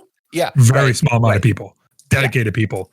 And this is probably people's 2nd or 3rd training grade. I'm like, maybe play my LGS if people are there to play it. But, I mean, don't even, oh man. Also because I help at Do LGS, it. so it's going to go off Yeah. even more. We're not even Do talking it. about a game they're talking about 2025 release. They have no distro information outside of China, which makes even more this game was so on the back foot for non-China release. That wasn't in the consideration. They have no idea who they're doing for, as far as we know. Again, this is all information. It could also be they know, but just not releasing it yet. Disclaimer. Yeah, right. From what we Future know. proof it. Yeah. From what we know, or what it seems like looking in, they don't know their NA distro. They talked about their NA distro maybe doing Canada as well, which for someone who works in the hobby, not many distros do North USA and Canada. Most of them are separate. Canada's usually its own distros outside, I think. Oh God, who is a Southern Hobby? I think. Yeah, I was gonna say it's Southern. Is Peach? Peach is still America only, I think. Okay, yeah. And Southern just expanded to Canada. Like right. Past 2 years, they just opened up Canada, and I think they even just opened EU. What about like Diamond and Alliance? Do any of them do Canada? I don't think so. But again, it's hard when you look at other TCGs and you look at their distribution list.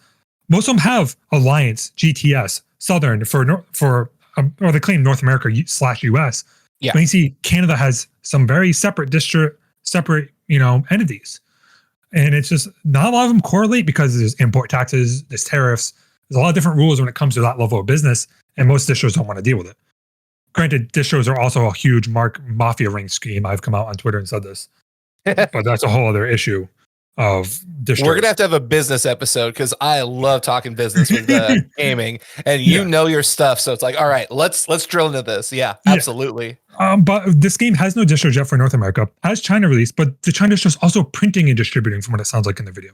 So they're printing and distributing the game there. So you have to find time out. A distributor in North America is also printing, which is going to be very hard. I don't think there's any game that's doing North America printing allocation right now. Well, it's all in China and Germany, isn't it? With like Grand Archives, Taiwan. Yeah. And then Fab is New Zealand. Yeah, Fab's New Zealand. And then Disney Lorcana is Germany with Ravensburg. Berg, whatever. Yeah. So a lot of them are very dedicated because printers are expensive, the level of quality is expensive, and packing and printing. So you probably have to find a whole other distribution center for their North American release or an EU release. We have to find a printer for that, find the printer, get it into their schedule, print enough, then find a packing company on top of it. So you have to find something to help with also packing because usually they're separated a little bit in your control. So you have to somehow also keep the cardstock quality the same, be able to do the same amount of foils. You can't have different foil representation across the board. And then this game will probably never have a unilateral release at this point because of it, unless they ever get to the point where they want all release sets coming out at the same time. So you're going to hit into the weird market of this game too, where you have set one release in China, meta is going to be resolved over there, come out in English, and you're just going to be copy cookie cutting meta like One Piece. Yeah, so, which I wanted to bring that up because Bandai is doing a worldwide launch for Gundam, which they had problems with Digimon and One Piece, where, Japan and China already figured it out. So when the set comes to America, just buy singles, don't crap. Unless you're trying to hit those like super limited cards to flip, just buy singles. You don't need to buy boxes. Yeah. And so this game makes it very in a hard spot where it goes back again, the price points of decks. How many people are going to rip if you already have to solve meta? Yeah. So it's going to come into that weird situation where, okay, how are we going to handle this? And it seems like, oh God, again, I'm ruining all my chance at casting project. No. This is great content. You are free to express your opinions here. No, I said, I'm ruining my future. I'm waiting for the right person to listen and go, yeah, we're not hiring you to cast. I'm waiting for that. It's like I said, I could show all I want.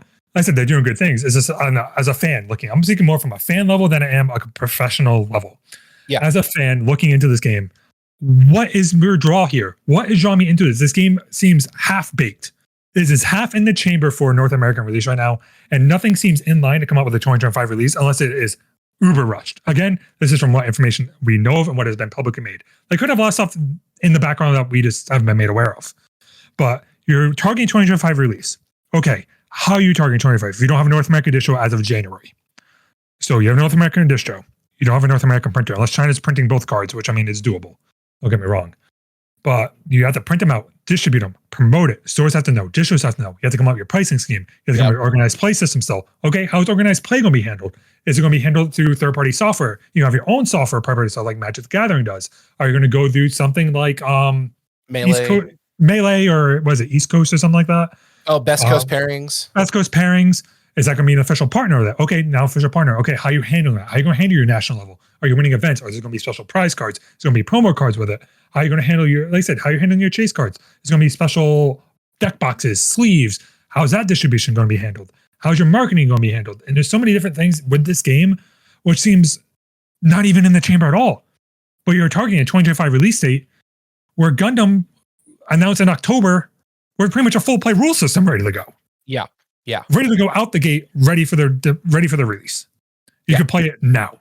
And it's like, okay. And then you go look at indie games like Grand Archive that came out a year ago. Oh, I think 2 years. Kickstarter TCG. That has a full play rule system, has multiple events, has their prize system, has an entire own home-baked, dedicated tournament website software.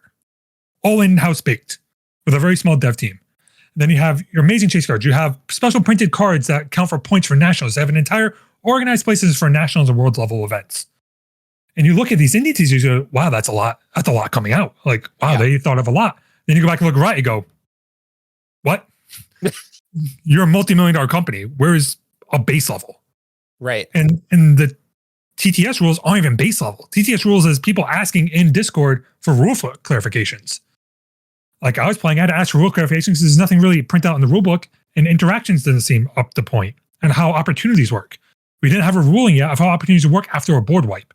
Like we don't have a rule set based right now, where if a spell resolves, who has opportunity after that for a spell resolves, which is major. That is a major core rule of any in a TCG that has opportunity-based combat tricks, and we don't know where that's coming from. And we've seen it asked, like, okay, well, why do you know? If it's after a board wipe, why do you know? Because it could matter. Any card could come out later on, and it could matter. You could have a spell that matters otherwise. Granted, I don't know how many you do right now, but it could. And it's you sit there and you look at these things and you go, where is it? Where I'm looking at these, I could look at Source TCG, I could look at Alter TCG, I could go and look at all these indie TCGs down the pipeline. Like there's tons of them. I'm going to say, I know it's E-rated only, so no one look this game up, please. V Rising or whatever, the Gamer Subs trading card game that's coming out. I know what you're talking. Yeah. Don't look it up, but we'll talk about it. Well, I'm going to talk about it briefly. I bet that game has a full in-course rule system already. It hasn't been spoiled yet. I have no doubt with how they're spoiling cards right now. Oh, man. You have Rift Runners, another VTuber card game that has a fully fleshed rule system right in TCG. And again, you sit there, you have Neopets TCG that has a fully fleshed rule system. Granted, no organized play, but again, who wants to play Neopets TCG competitively? Sorry, people. But you sit there and look at it and go, where is it from a big company like Riot? Yeah. Granted, it's your first, technically second trading card game. Legend of Terror is technically a trading card game. Sorry, I know it's a collectible card game, but the rule base is technically the same. Right. But where is it? And it makes me feel disappointed. As a competitive player who mostly plays the games to grind, you're not pulling me into the game. You're not pulling me into the point where I want to competitively grind this game. And again, as we talked to you multiple times, then what's your target audience? Every game has a target fan base. Magic the Gathering is your competitive spikes mixed with collectors. Pokemon's mostly collectors. You have your competitive players, but IP alone draws in your collectors. Flesh and Blood, competitive hardcore. Competitive. Hardcore competitive. Gundam and One Piece. Healthy balance of both. Maybe a little bit more collectors. Hybrid. Yeah, hybrid. A little bit more collectors because manga chases. I mean, prices are absurd and out the wall. Waifu tax. Yeah. Nami waifu tax. Yeah. But again, you have your target market. And you sit there and you still look at this game and go, what's your target market? One Piece and Gundam are competitive TCGs on top of being collectors. They're meant to be competitive TCGs. Okay, cool. Keyforge was the competitive TCG. Keyforge didn't work, but it was marketed competitive. They had a market target. So, okay, cool. Again, Riot Project K. Target competitive? Not really. Competitive rules aren't really out yet. You don't have a rule-based system or organized play system behind it announced yet. Okay. All right, casual. Okay, cool. Casuals are there, but casuals don't buy boxes. Casuals don't buy multiple boxes. They aren't chasing anything.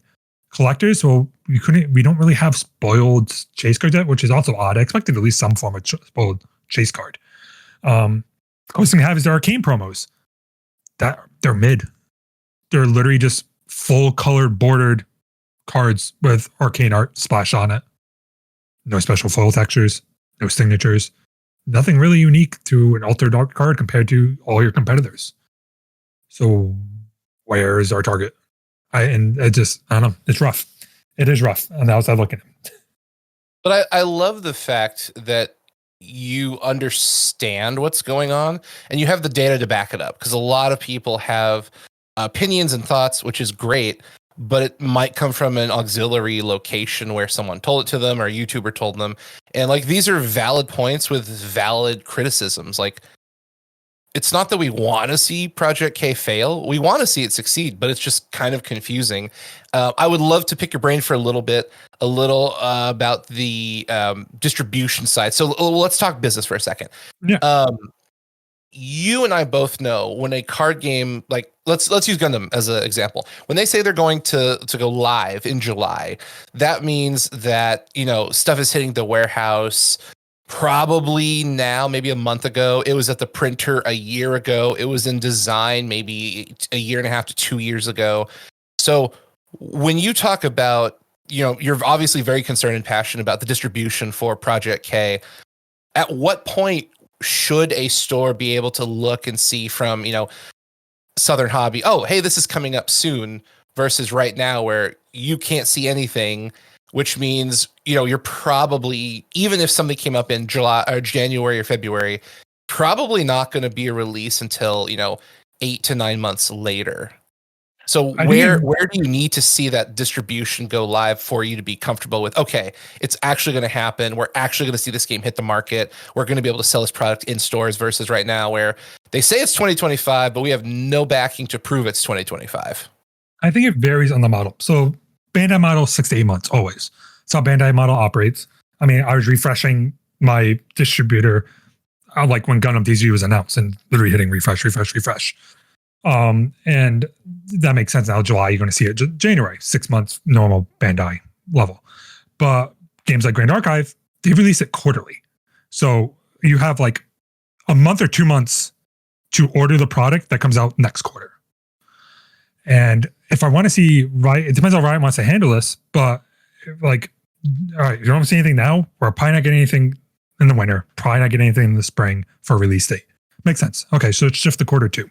Quarter two, still no information. We're probably not hitting the fall deadline. Shift to summer, I'll be shocked if we're getting a winter release date. Like, that turnaround must be immaculate for printing, because between, like you said, printing, card stock quality, fixing any errors or bugs with the printing, and distributing and packing, let alone how many pre-orders you can, it depends how they do. If they do print the pre-order numbers, oh man, then you're pushing out even further. Yeah. If you're doing a set print run number, which sounds like they might be based on how they want their deck prices to be, that they know exactly how many product they need to print to hit that target price range. So if you don't have anything by the summer, probably concerning you're probably not hitting until either late 2025, like December, like you said, holidays, or 2026. And that's just more off of realistic how production works, how shipping works, how human bodies work. Like, I don't see it happening because of, granted, they said they have set one fully designed. Or granted, well, this could just be a whole translation thing where they gotta literally just translate the cards. Which, I mean, could be a thing. But again, it comes down to how you targeting the game release. They still got to print it and ship it, though. Yeah, which, I mean, granted, they have the printers now. Again, we haven't heard about distros. Maybe they have a printer manufacturer already done. Maybe it's the same manufacturer, which is just trying to hammer out distros, which is great. Then lot shorter of a timeline of worry. But until we know too much, I mean, like I said, we have pretty much all these trial deck cards already translated, per se. Like, translation's starting to take too long. But, mistakes happen and translation errors happen, especially for a game that sounds like it was designed for China first.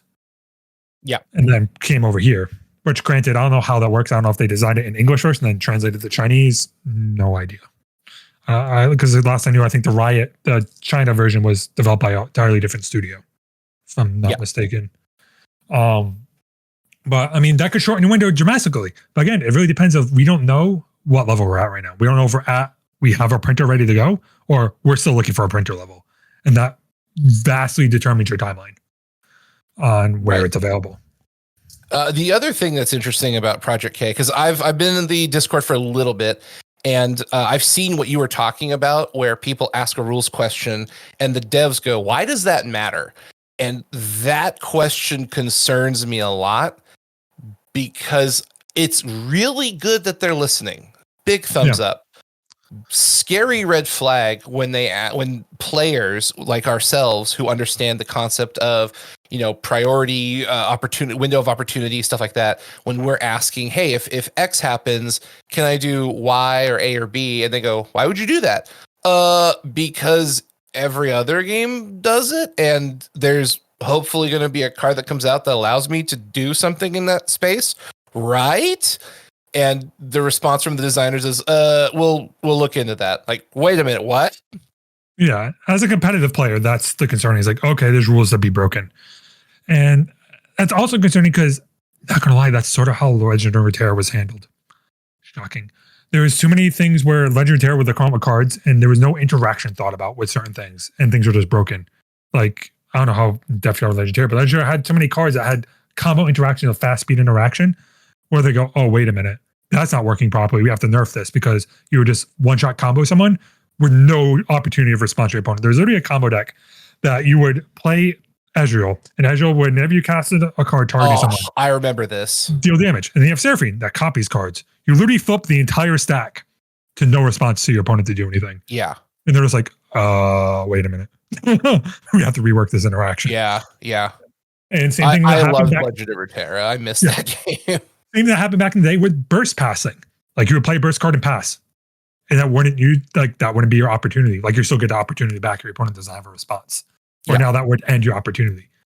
And that was a major change to the game and how the fundamental, like, it makes me concerned as a competitive player, future-proofing rule sets, which is honestly a very, very, very, very, very core staple of a card game.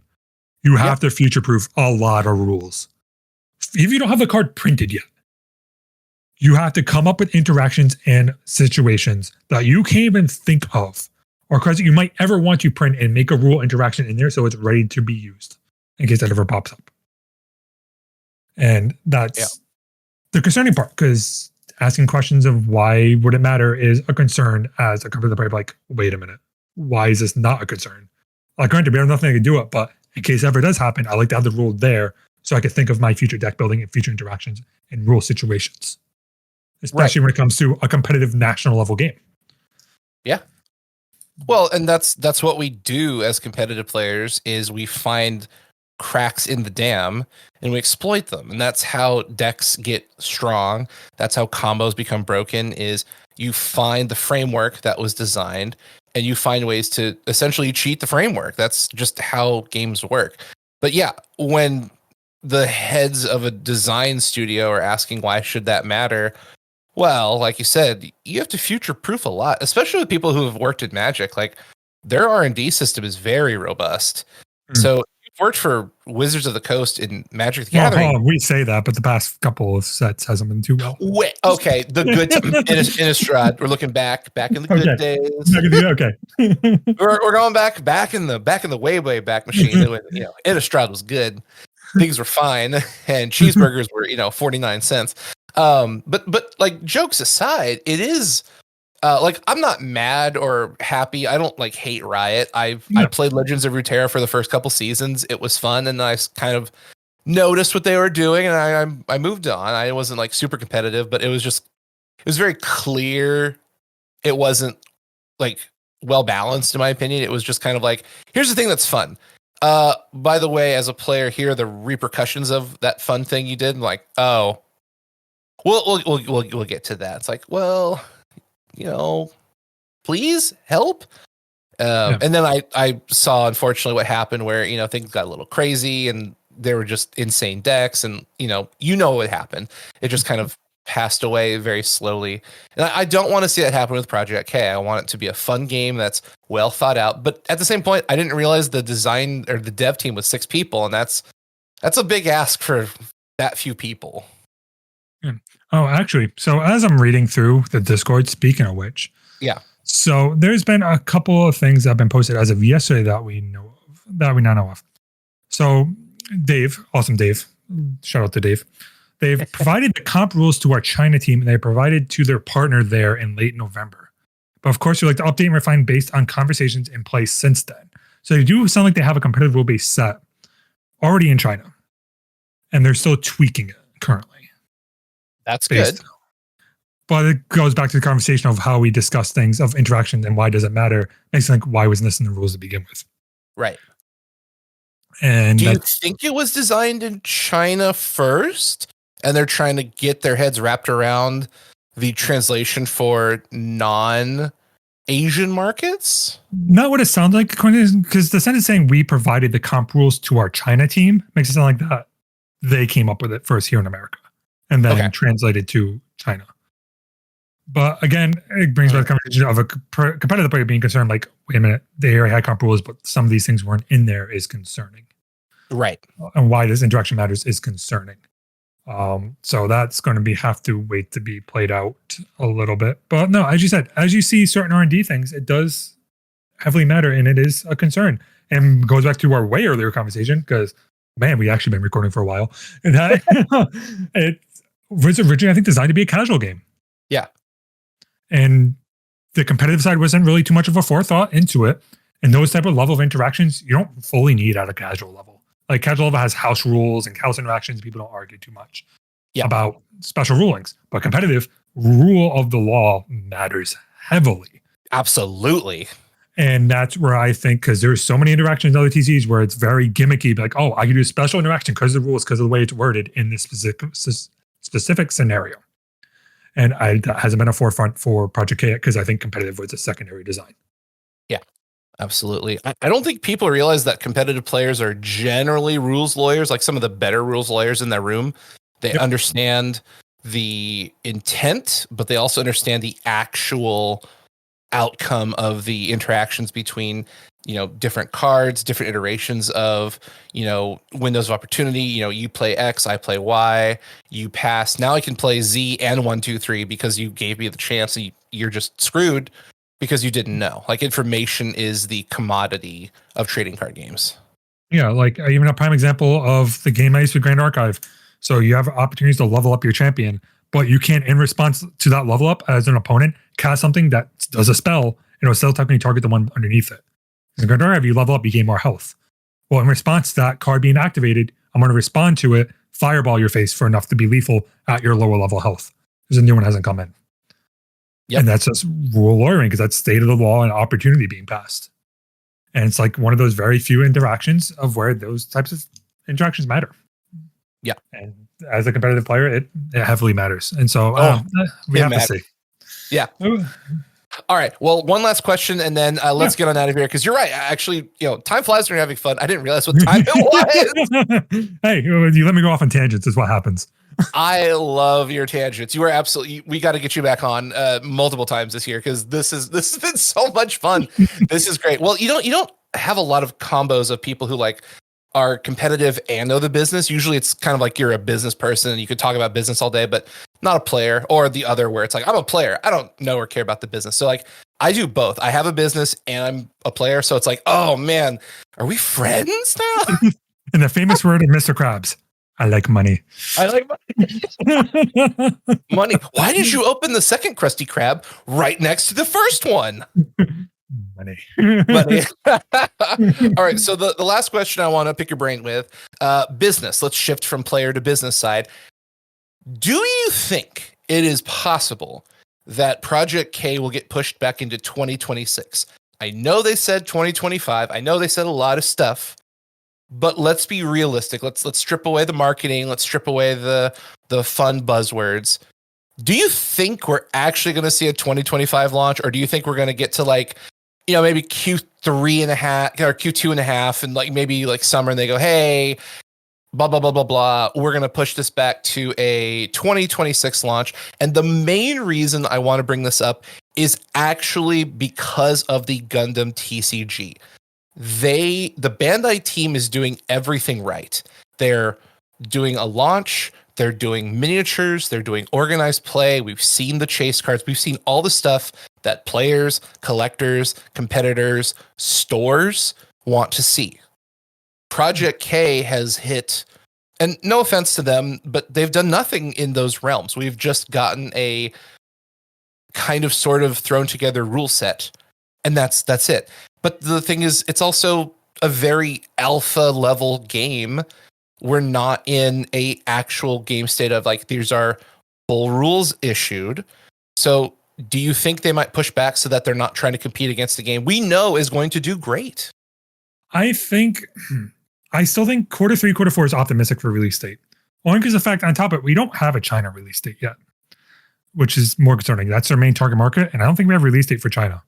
Right. So until you get that, you're nowhere close to getting an American release date. So I think optimistically, America will be Q3, Q4. Would I be shocked if it was 2026? No, not at all. But speaking of business, I'm going to flip this question a little bit towards you. Sure. Only because I help out in LGS, I don't own it. How much do you think? Let me find. How much do you think an LGS will care about Project K, and you think will be enough to help carry? Like, we have stores dedicated to Magic. Like Magic's their main seller, Pokemon's their main seller, Flesh and Blood's. How much does Project K fit into that, or is it going to be your secondary game on their shelf? It can't be enough to carry a store. So you ask the dirty little question we all have to kind of sit back at the late night hours and ponder. It's a great question. They got to do something better, because there's nothing I'm looking at that makes me want to stock it on a store shelf. I mean, you work in a store. Is there anything you see and go, yes, this is what I want to do for my Wednesday night league to push people, get some footfall into the store and build up a community? I think it's a fantastic question. And I don't see anything that's making me want to dump thousands of dollars into inventory and go, cool, hey, we are a Project K store. Let's go. Yeah, or even secondary. I mean, we stock a lot of One Piece, but One Piece isn't our main bread and butter. Yeah, like it's going to be sitting on my shelf like Dragon Ball, and it's going to moves. Great. Yep. Like we stock Lorcana, but we don't have Lorcana tournaments. It's going to be there, but I don't think there's enough. Like, even as someone who helps out store, because I mostly do the TO at the store, there's nothing at the store that makes me tell my owner, go, yeah, let's get this. Outside of, I know people there who watched Arcane, and I know people there who like League, that will at least try it. But that's the problem. Try it. Yeah. That's not good enough. You have to get them to leave their main games, which in this case, most of the people interested in this game are One Piece players. And I don't see them leaving One Piece for this, because they love the One Piece IP more. And there's more to it than just League. And that's why I'm getting the try Gundam, because I like Gundam. They know Bandai games. So it's why they're willing to try it. And they could stick with it, because again, they know Bandai system. Mm-hmm. There's nothing in Project K that I look as a TO going, yeah, let's sell it to my players. Like, I don't think any of my players will be interested in it, outside of maybe the Arcane cards to collect a couple of different cards. Nothing really that makes them go, yeah, let's definitely make this. Let's make this our game. Let's have Friday night Project K and make that a thing. I don't see it happening. I do want to say this. I'll give Project K and Riot, a fair chance. Yeah. Monaco is still like, again, we're in like alpha stages of the game. So at the current time of this recording, we have no information. We don't even have a rule book. We don't even have physical cards. We have print and play demo decks. If they change that and we actually see organized play, prize support, if they do, those, what are those One Piece packs called that you can win at locals? I can't remember what those are. Oh, they're like event packs, pretty much, like winter packs. Yeah. Yeah, so like with Yu-Gi-Oh, you have like the OTS packs. So if they do packs like that, where hey, at locals, win or lose, you get you pay $5, you get one. If you win the night, you get 3. There's special alt art, sign cards, whatever. If they have a robust system and they actually come out and lay the groundwork, so we as business people can see the game plan, this entire conversation changes. At the current state of affairs, I have no information, so I can't make any kind of business financial decision. I don't know what to do, because I don't know when the game's coming out. I don't even know how the game is played. Like, I read the rules, I played one game, and I decided I'm going to wait until we have a fully fleshed out rule book, because I played with a buddy of mine, and we're both very, very, very well-versed trading card game players. And we had like 87 questions, and half of them we asked were responded with, we'll get back to you, we're not really sure. So we really don't know how to play. I don't want to learn bad I don't want to learn bad habits by, oh, I think this is how it's supposed to be. And then we find out, no, that's not how it's supposed to be. Oh, we've been playing the game horribly wrong. Uh-oh. Yeah. So, or you're mixing other rules because like I saw it work in other games, so it makes sense it would work that way here. And it's like, no, not at all. So yeah. It's really dangerous to do the classic like assumption thing where, well, in Magic it works like this, so it'll work like this in Project K. Rule comes out, works totally different. Yeah, I could totally get where that's coming from. Because like, as a competitor, I want to learn the right sequencing. I want to learn the right way and then master that art, not flip a coin and go, well, if it's heads, you get your rule. If it's tails, I get my rule. Yeah. So, but yeah, that was a great question. I think both of us, like, you're going to talk to your persons, I'm going to talk to my persons, and once we get more data, we can make an educated decision. Because right now, Gundam just blew the doors off with, here's everything we're going to do. It's like, I'm buying that. I'll take a lot, please. Thank you. And we're not even talking about other games coming out in 2025 or expansions for current games coming out. It's like you're coming on to probably one of the hottest TCG markets that we've hit since COVID. Yeah. Like you're talking, no joke. You have like 5 or 6 game releases coming out that people are hyped for. And you're going to have to compete. I mean, right now, oh God, I'm going to really piss off some people here. Do it. Project K is Warlords level TCG. Oh! Like that's where it's at right now. You're going to have your dedicated fan base to it, but the amount of players isn't going to be there. Like, I don't think you're going to hit. You're not going to hit huge numbers. And I won't lie. I don't know if they care about being the next big 3, big 4 trading card game. It looks like they just want to have a fun game experience for people to enjoy. Because I just don't look at that game and think, we're going to break into the market, because it's, what is it? Yeah, Magic, Yu-Gi-Oh! Pokemon are the big 3. And then the next 2 are, in terms of sales, it's Lorcana, One Piece. After that, I cannot remember 6 and 7, but I think it's like Flesh and Blood, Star Wars Unlimited. Oh, yeah, we didn't even touch Star Wars in that top list. Like, oh man. Yeah. My piece. But no, I mean, yeah, again, that's where we come back to, okay, who's it targeted for? What's the reason for making it? And this is why I have my tinfoil hat. I'm like, we haven't seen it being a cash grab, but questionable. Right. But I think it goes back to what you said. I think it was a China game. Like, I think it was a game dedicated to the Chinese market. And which then didn't have Legend of Runeterra. Right, exactly. So they're making a, air quotes, Legend of Runeterra for a market that didn't have any kind of saturation. And then the rest of the world says, hey, we want that too. And, no business is stupid enough to say, no, you can't have this. I like money. Yeah. Money, more money. Mr. Krabs pokes his head in again a second time. Yeah. But I do agree, because if you, so like, let's tinfoil hat and then we'll shut up and go home. If you look at I mean, man, I love the fact we can just talk. This is great. Absolutely amazing. If you look at the Chinese market, that's what it was made for. That's who it's marketed to. That's what it was designed for. That was the intent of the product. Great. That's brilliant. That's what you're supposed to do. Everyone else, I agree with you. I don't think it was meant to be a European, North American, Canadian release. Now it is, because they said it is. But I do agree. It feels like they're trying to like fill in the gaps, because that wasn't the intent, and they didn't have an infrastructure. They didn't have a game plan for it. And now they're trying to make a game plan on the fly. And comparing it to, again, Gundam, we're starting to see, hey, Bandai has their ducks lined up in a row. Bandai has their distribution, organized play, packing, product, shipping, events, everything. Project K made an announcement, and they showed off parts of their rulebook. So once they get their ducks in a row, that's when I'm really interested to see what Project K does. Because at this point, like, I don't have any kind of gauge on their market intention at all. Yep. That makes sense. All right. I think, like you said, so we leave people here from a little bit of a longer, I don't know how long episode you are, but you know what? Let's see if we can leave people on a fun cliffhanger that we can bring up for another time. Okay. Because you know what they're trying to only release. All right. How much art do you think is going to be censored between the two? Ooh. Which direction do you think it's going to be censored? Even how much is the even good question.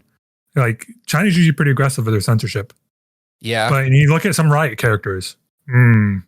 Yeah.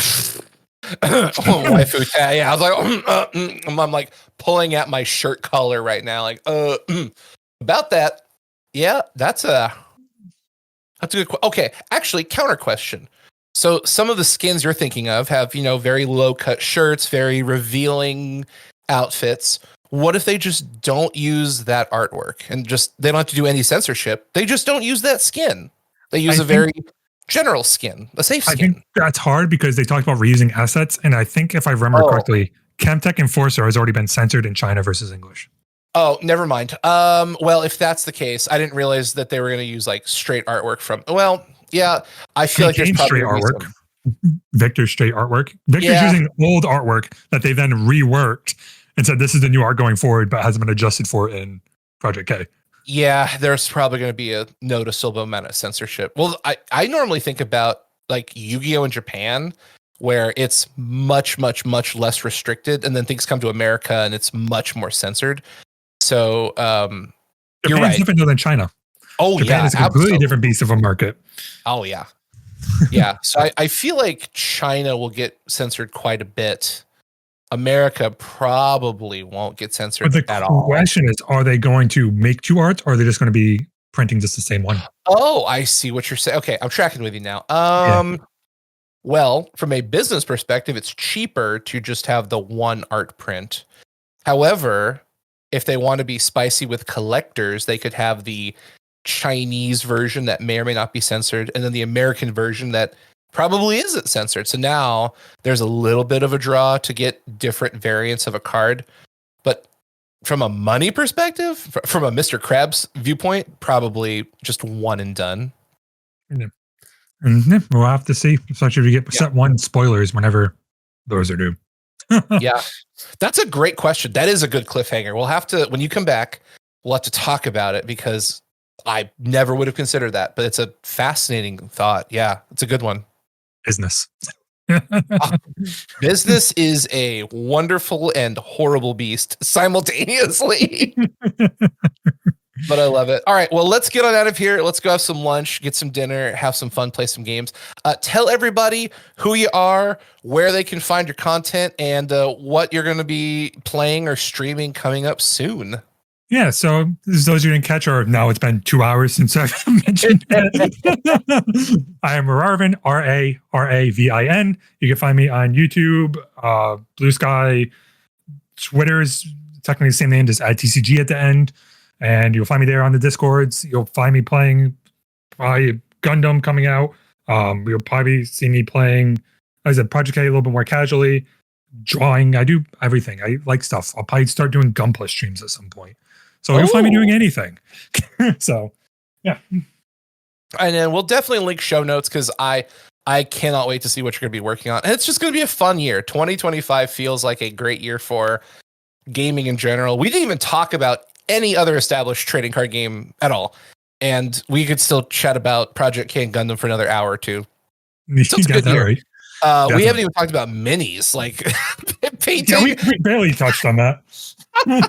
It's gonna be one of those like super fun but overwhelming years of I don't know what to do. There's so much good stuff in the market right now. It's gonna be that meme where the guy takes the sleep block out to time everything. Who needs sleep? Yeah, right. But that's good. We've had some really bad years for gaming, and we're starting to really get into. I feel like we're gonna get into another renaissance where it's good. A lot of stuff is good, and a lot of the bad just kind of got cut out or just died. So. Oh man, super exciting. But yeah, we'll have you back on. Thank you everyone for listening. I am Sugi here with Kado Games. Check out Rav. We'll have all of his information in the show notes. We will see everyone next time. And remember, as always, to play games and have fun.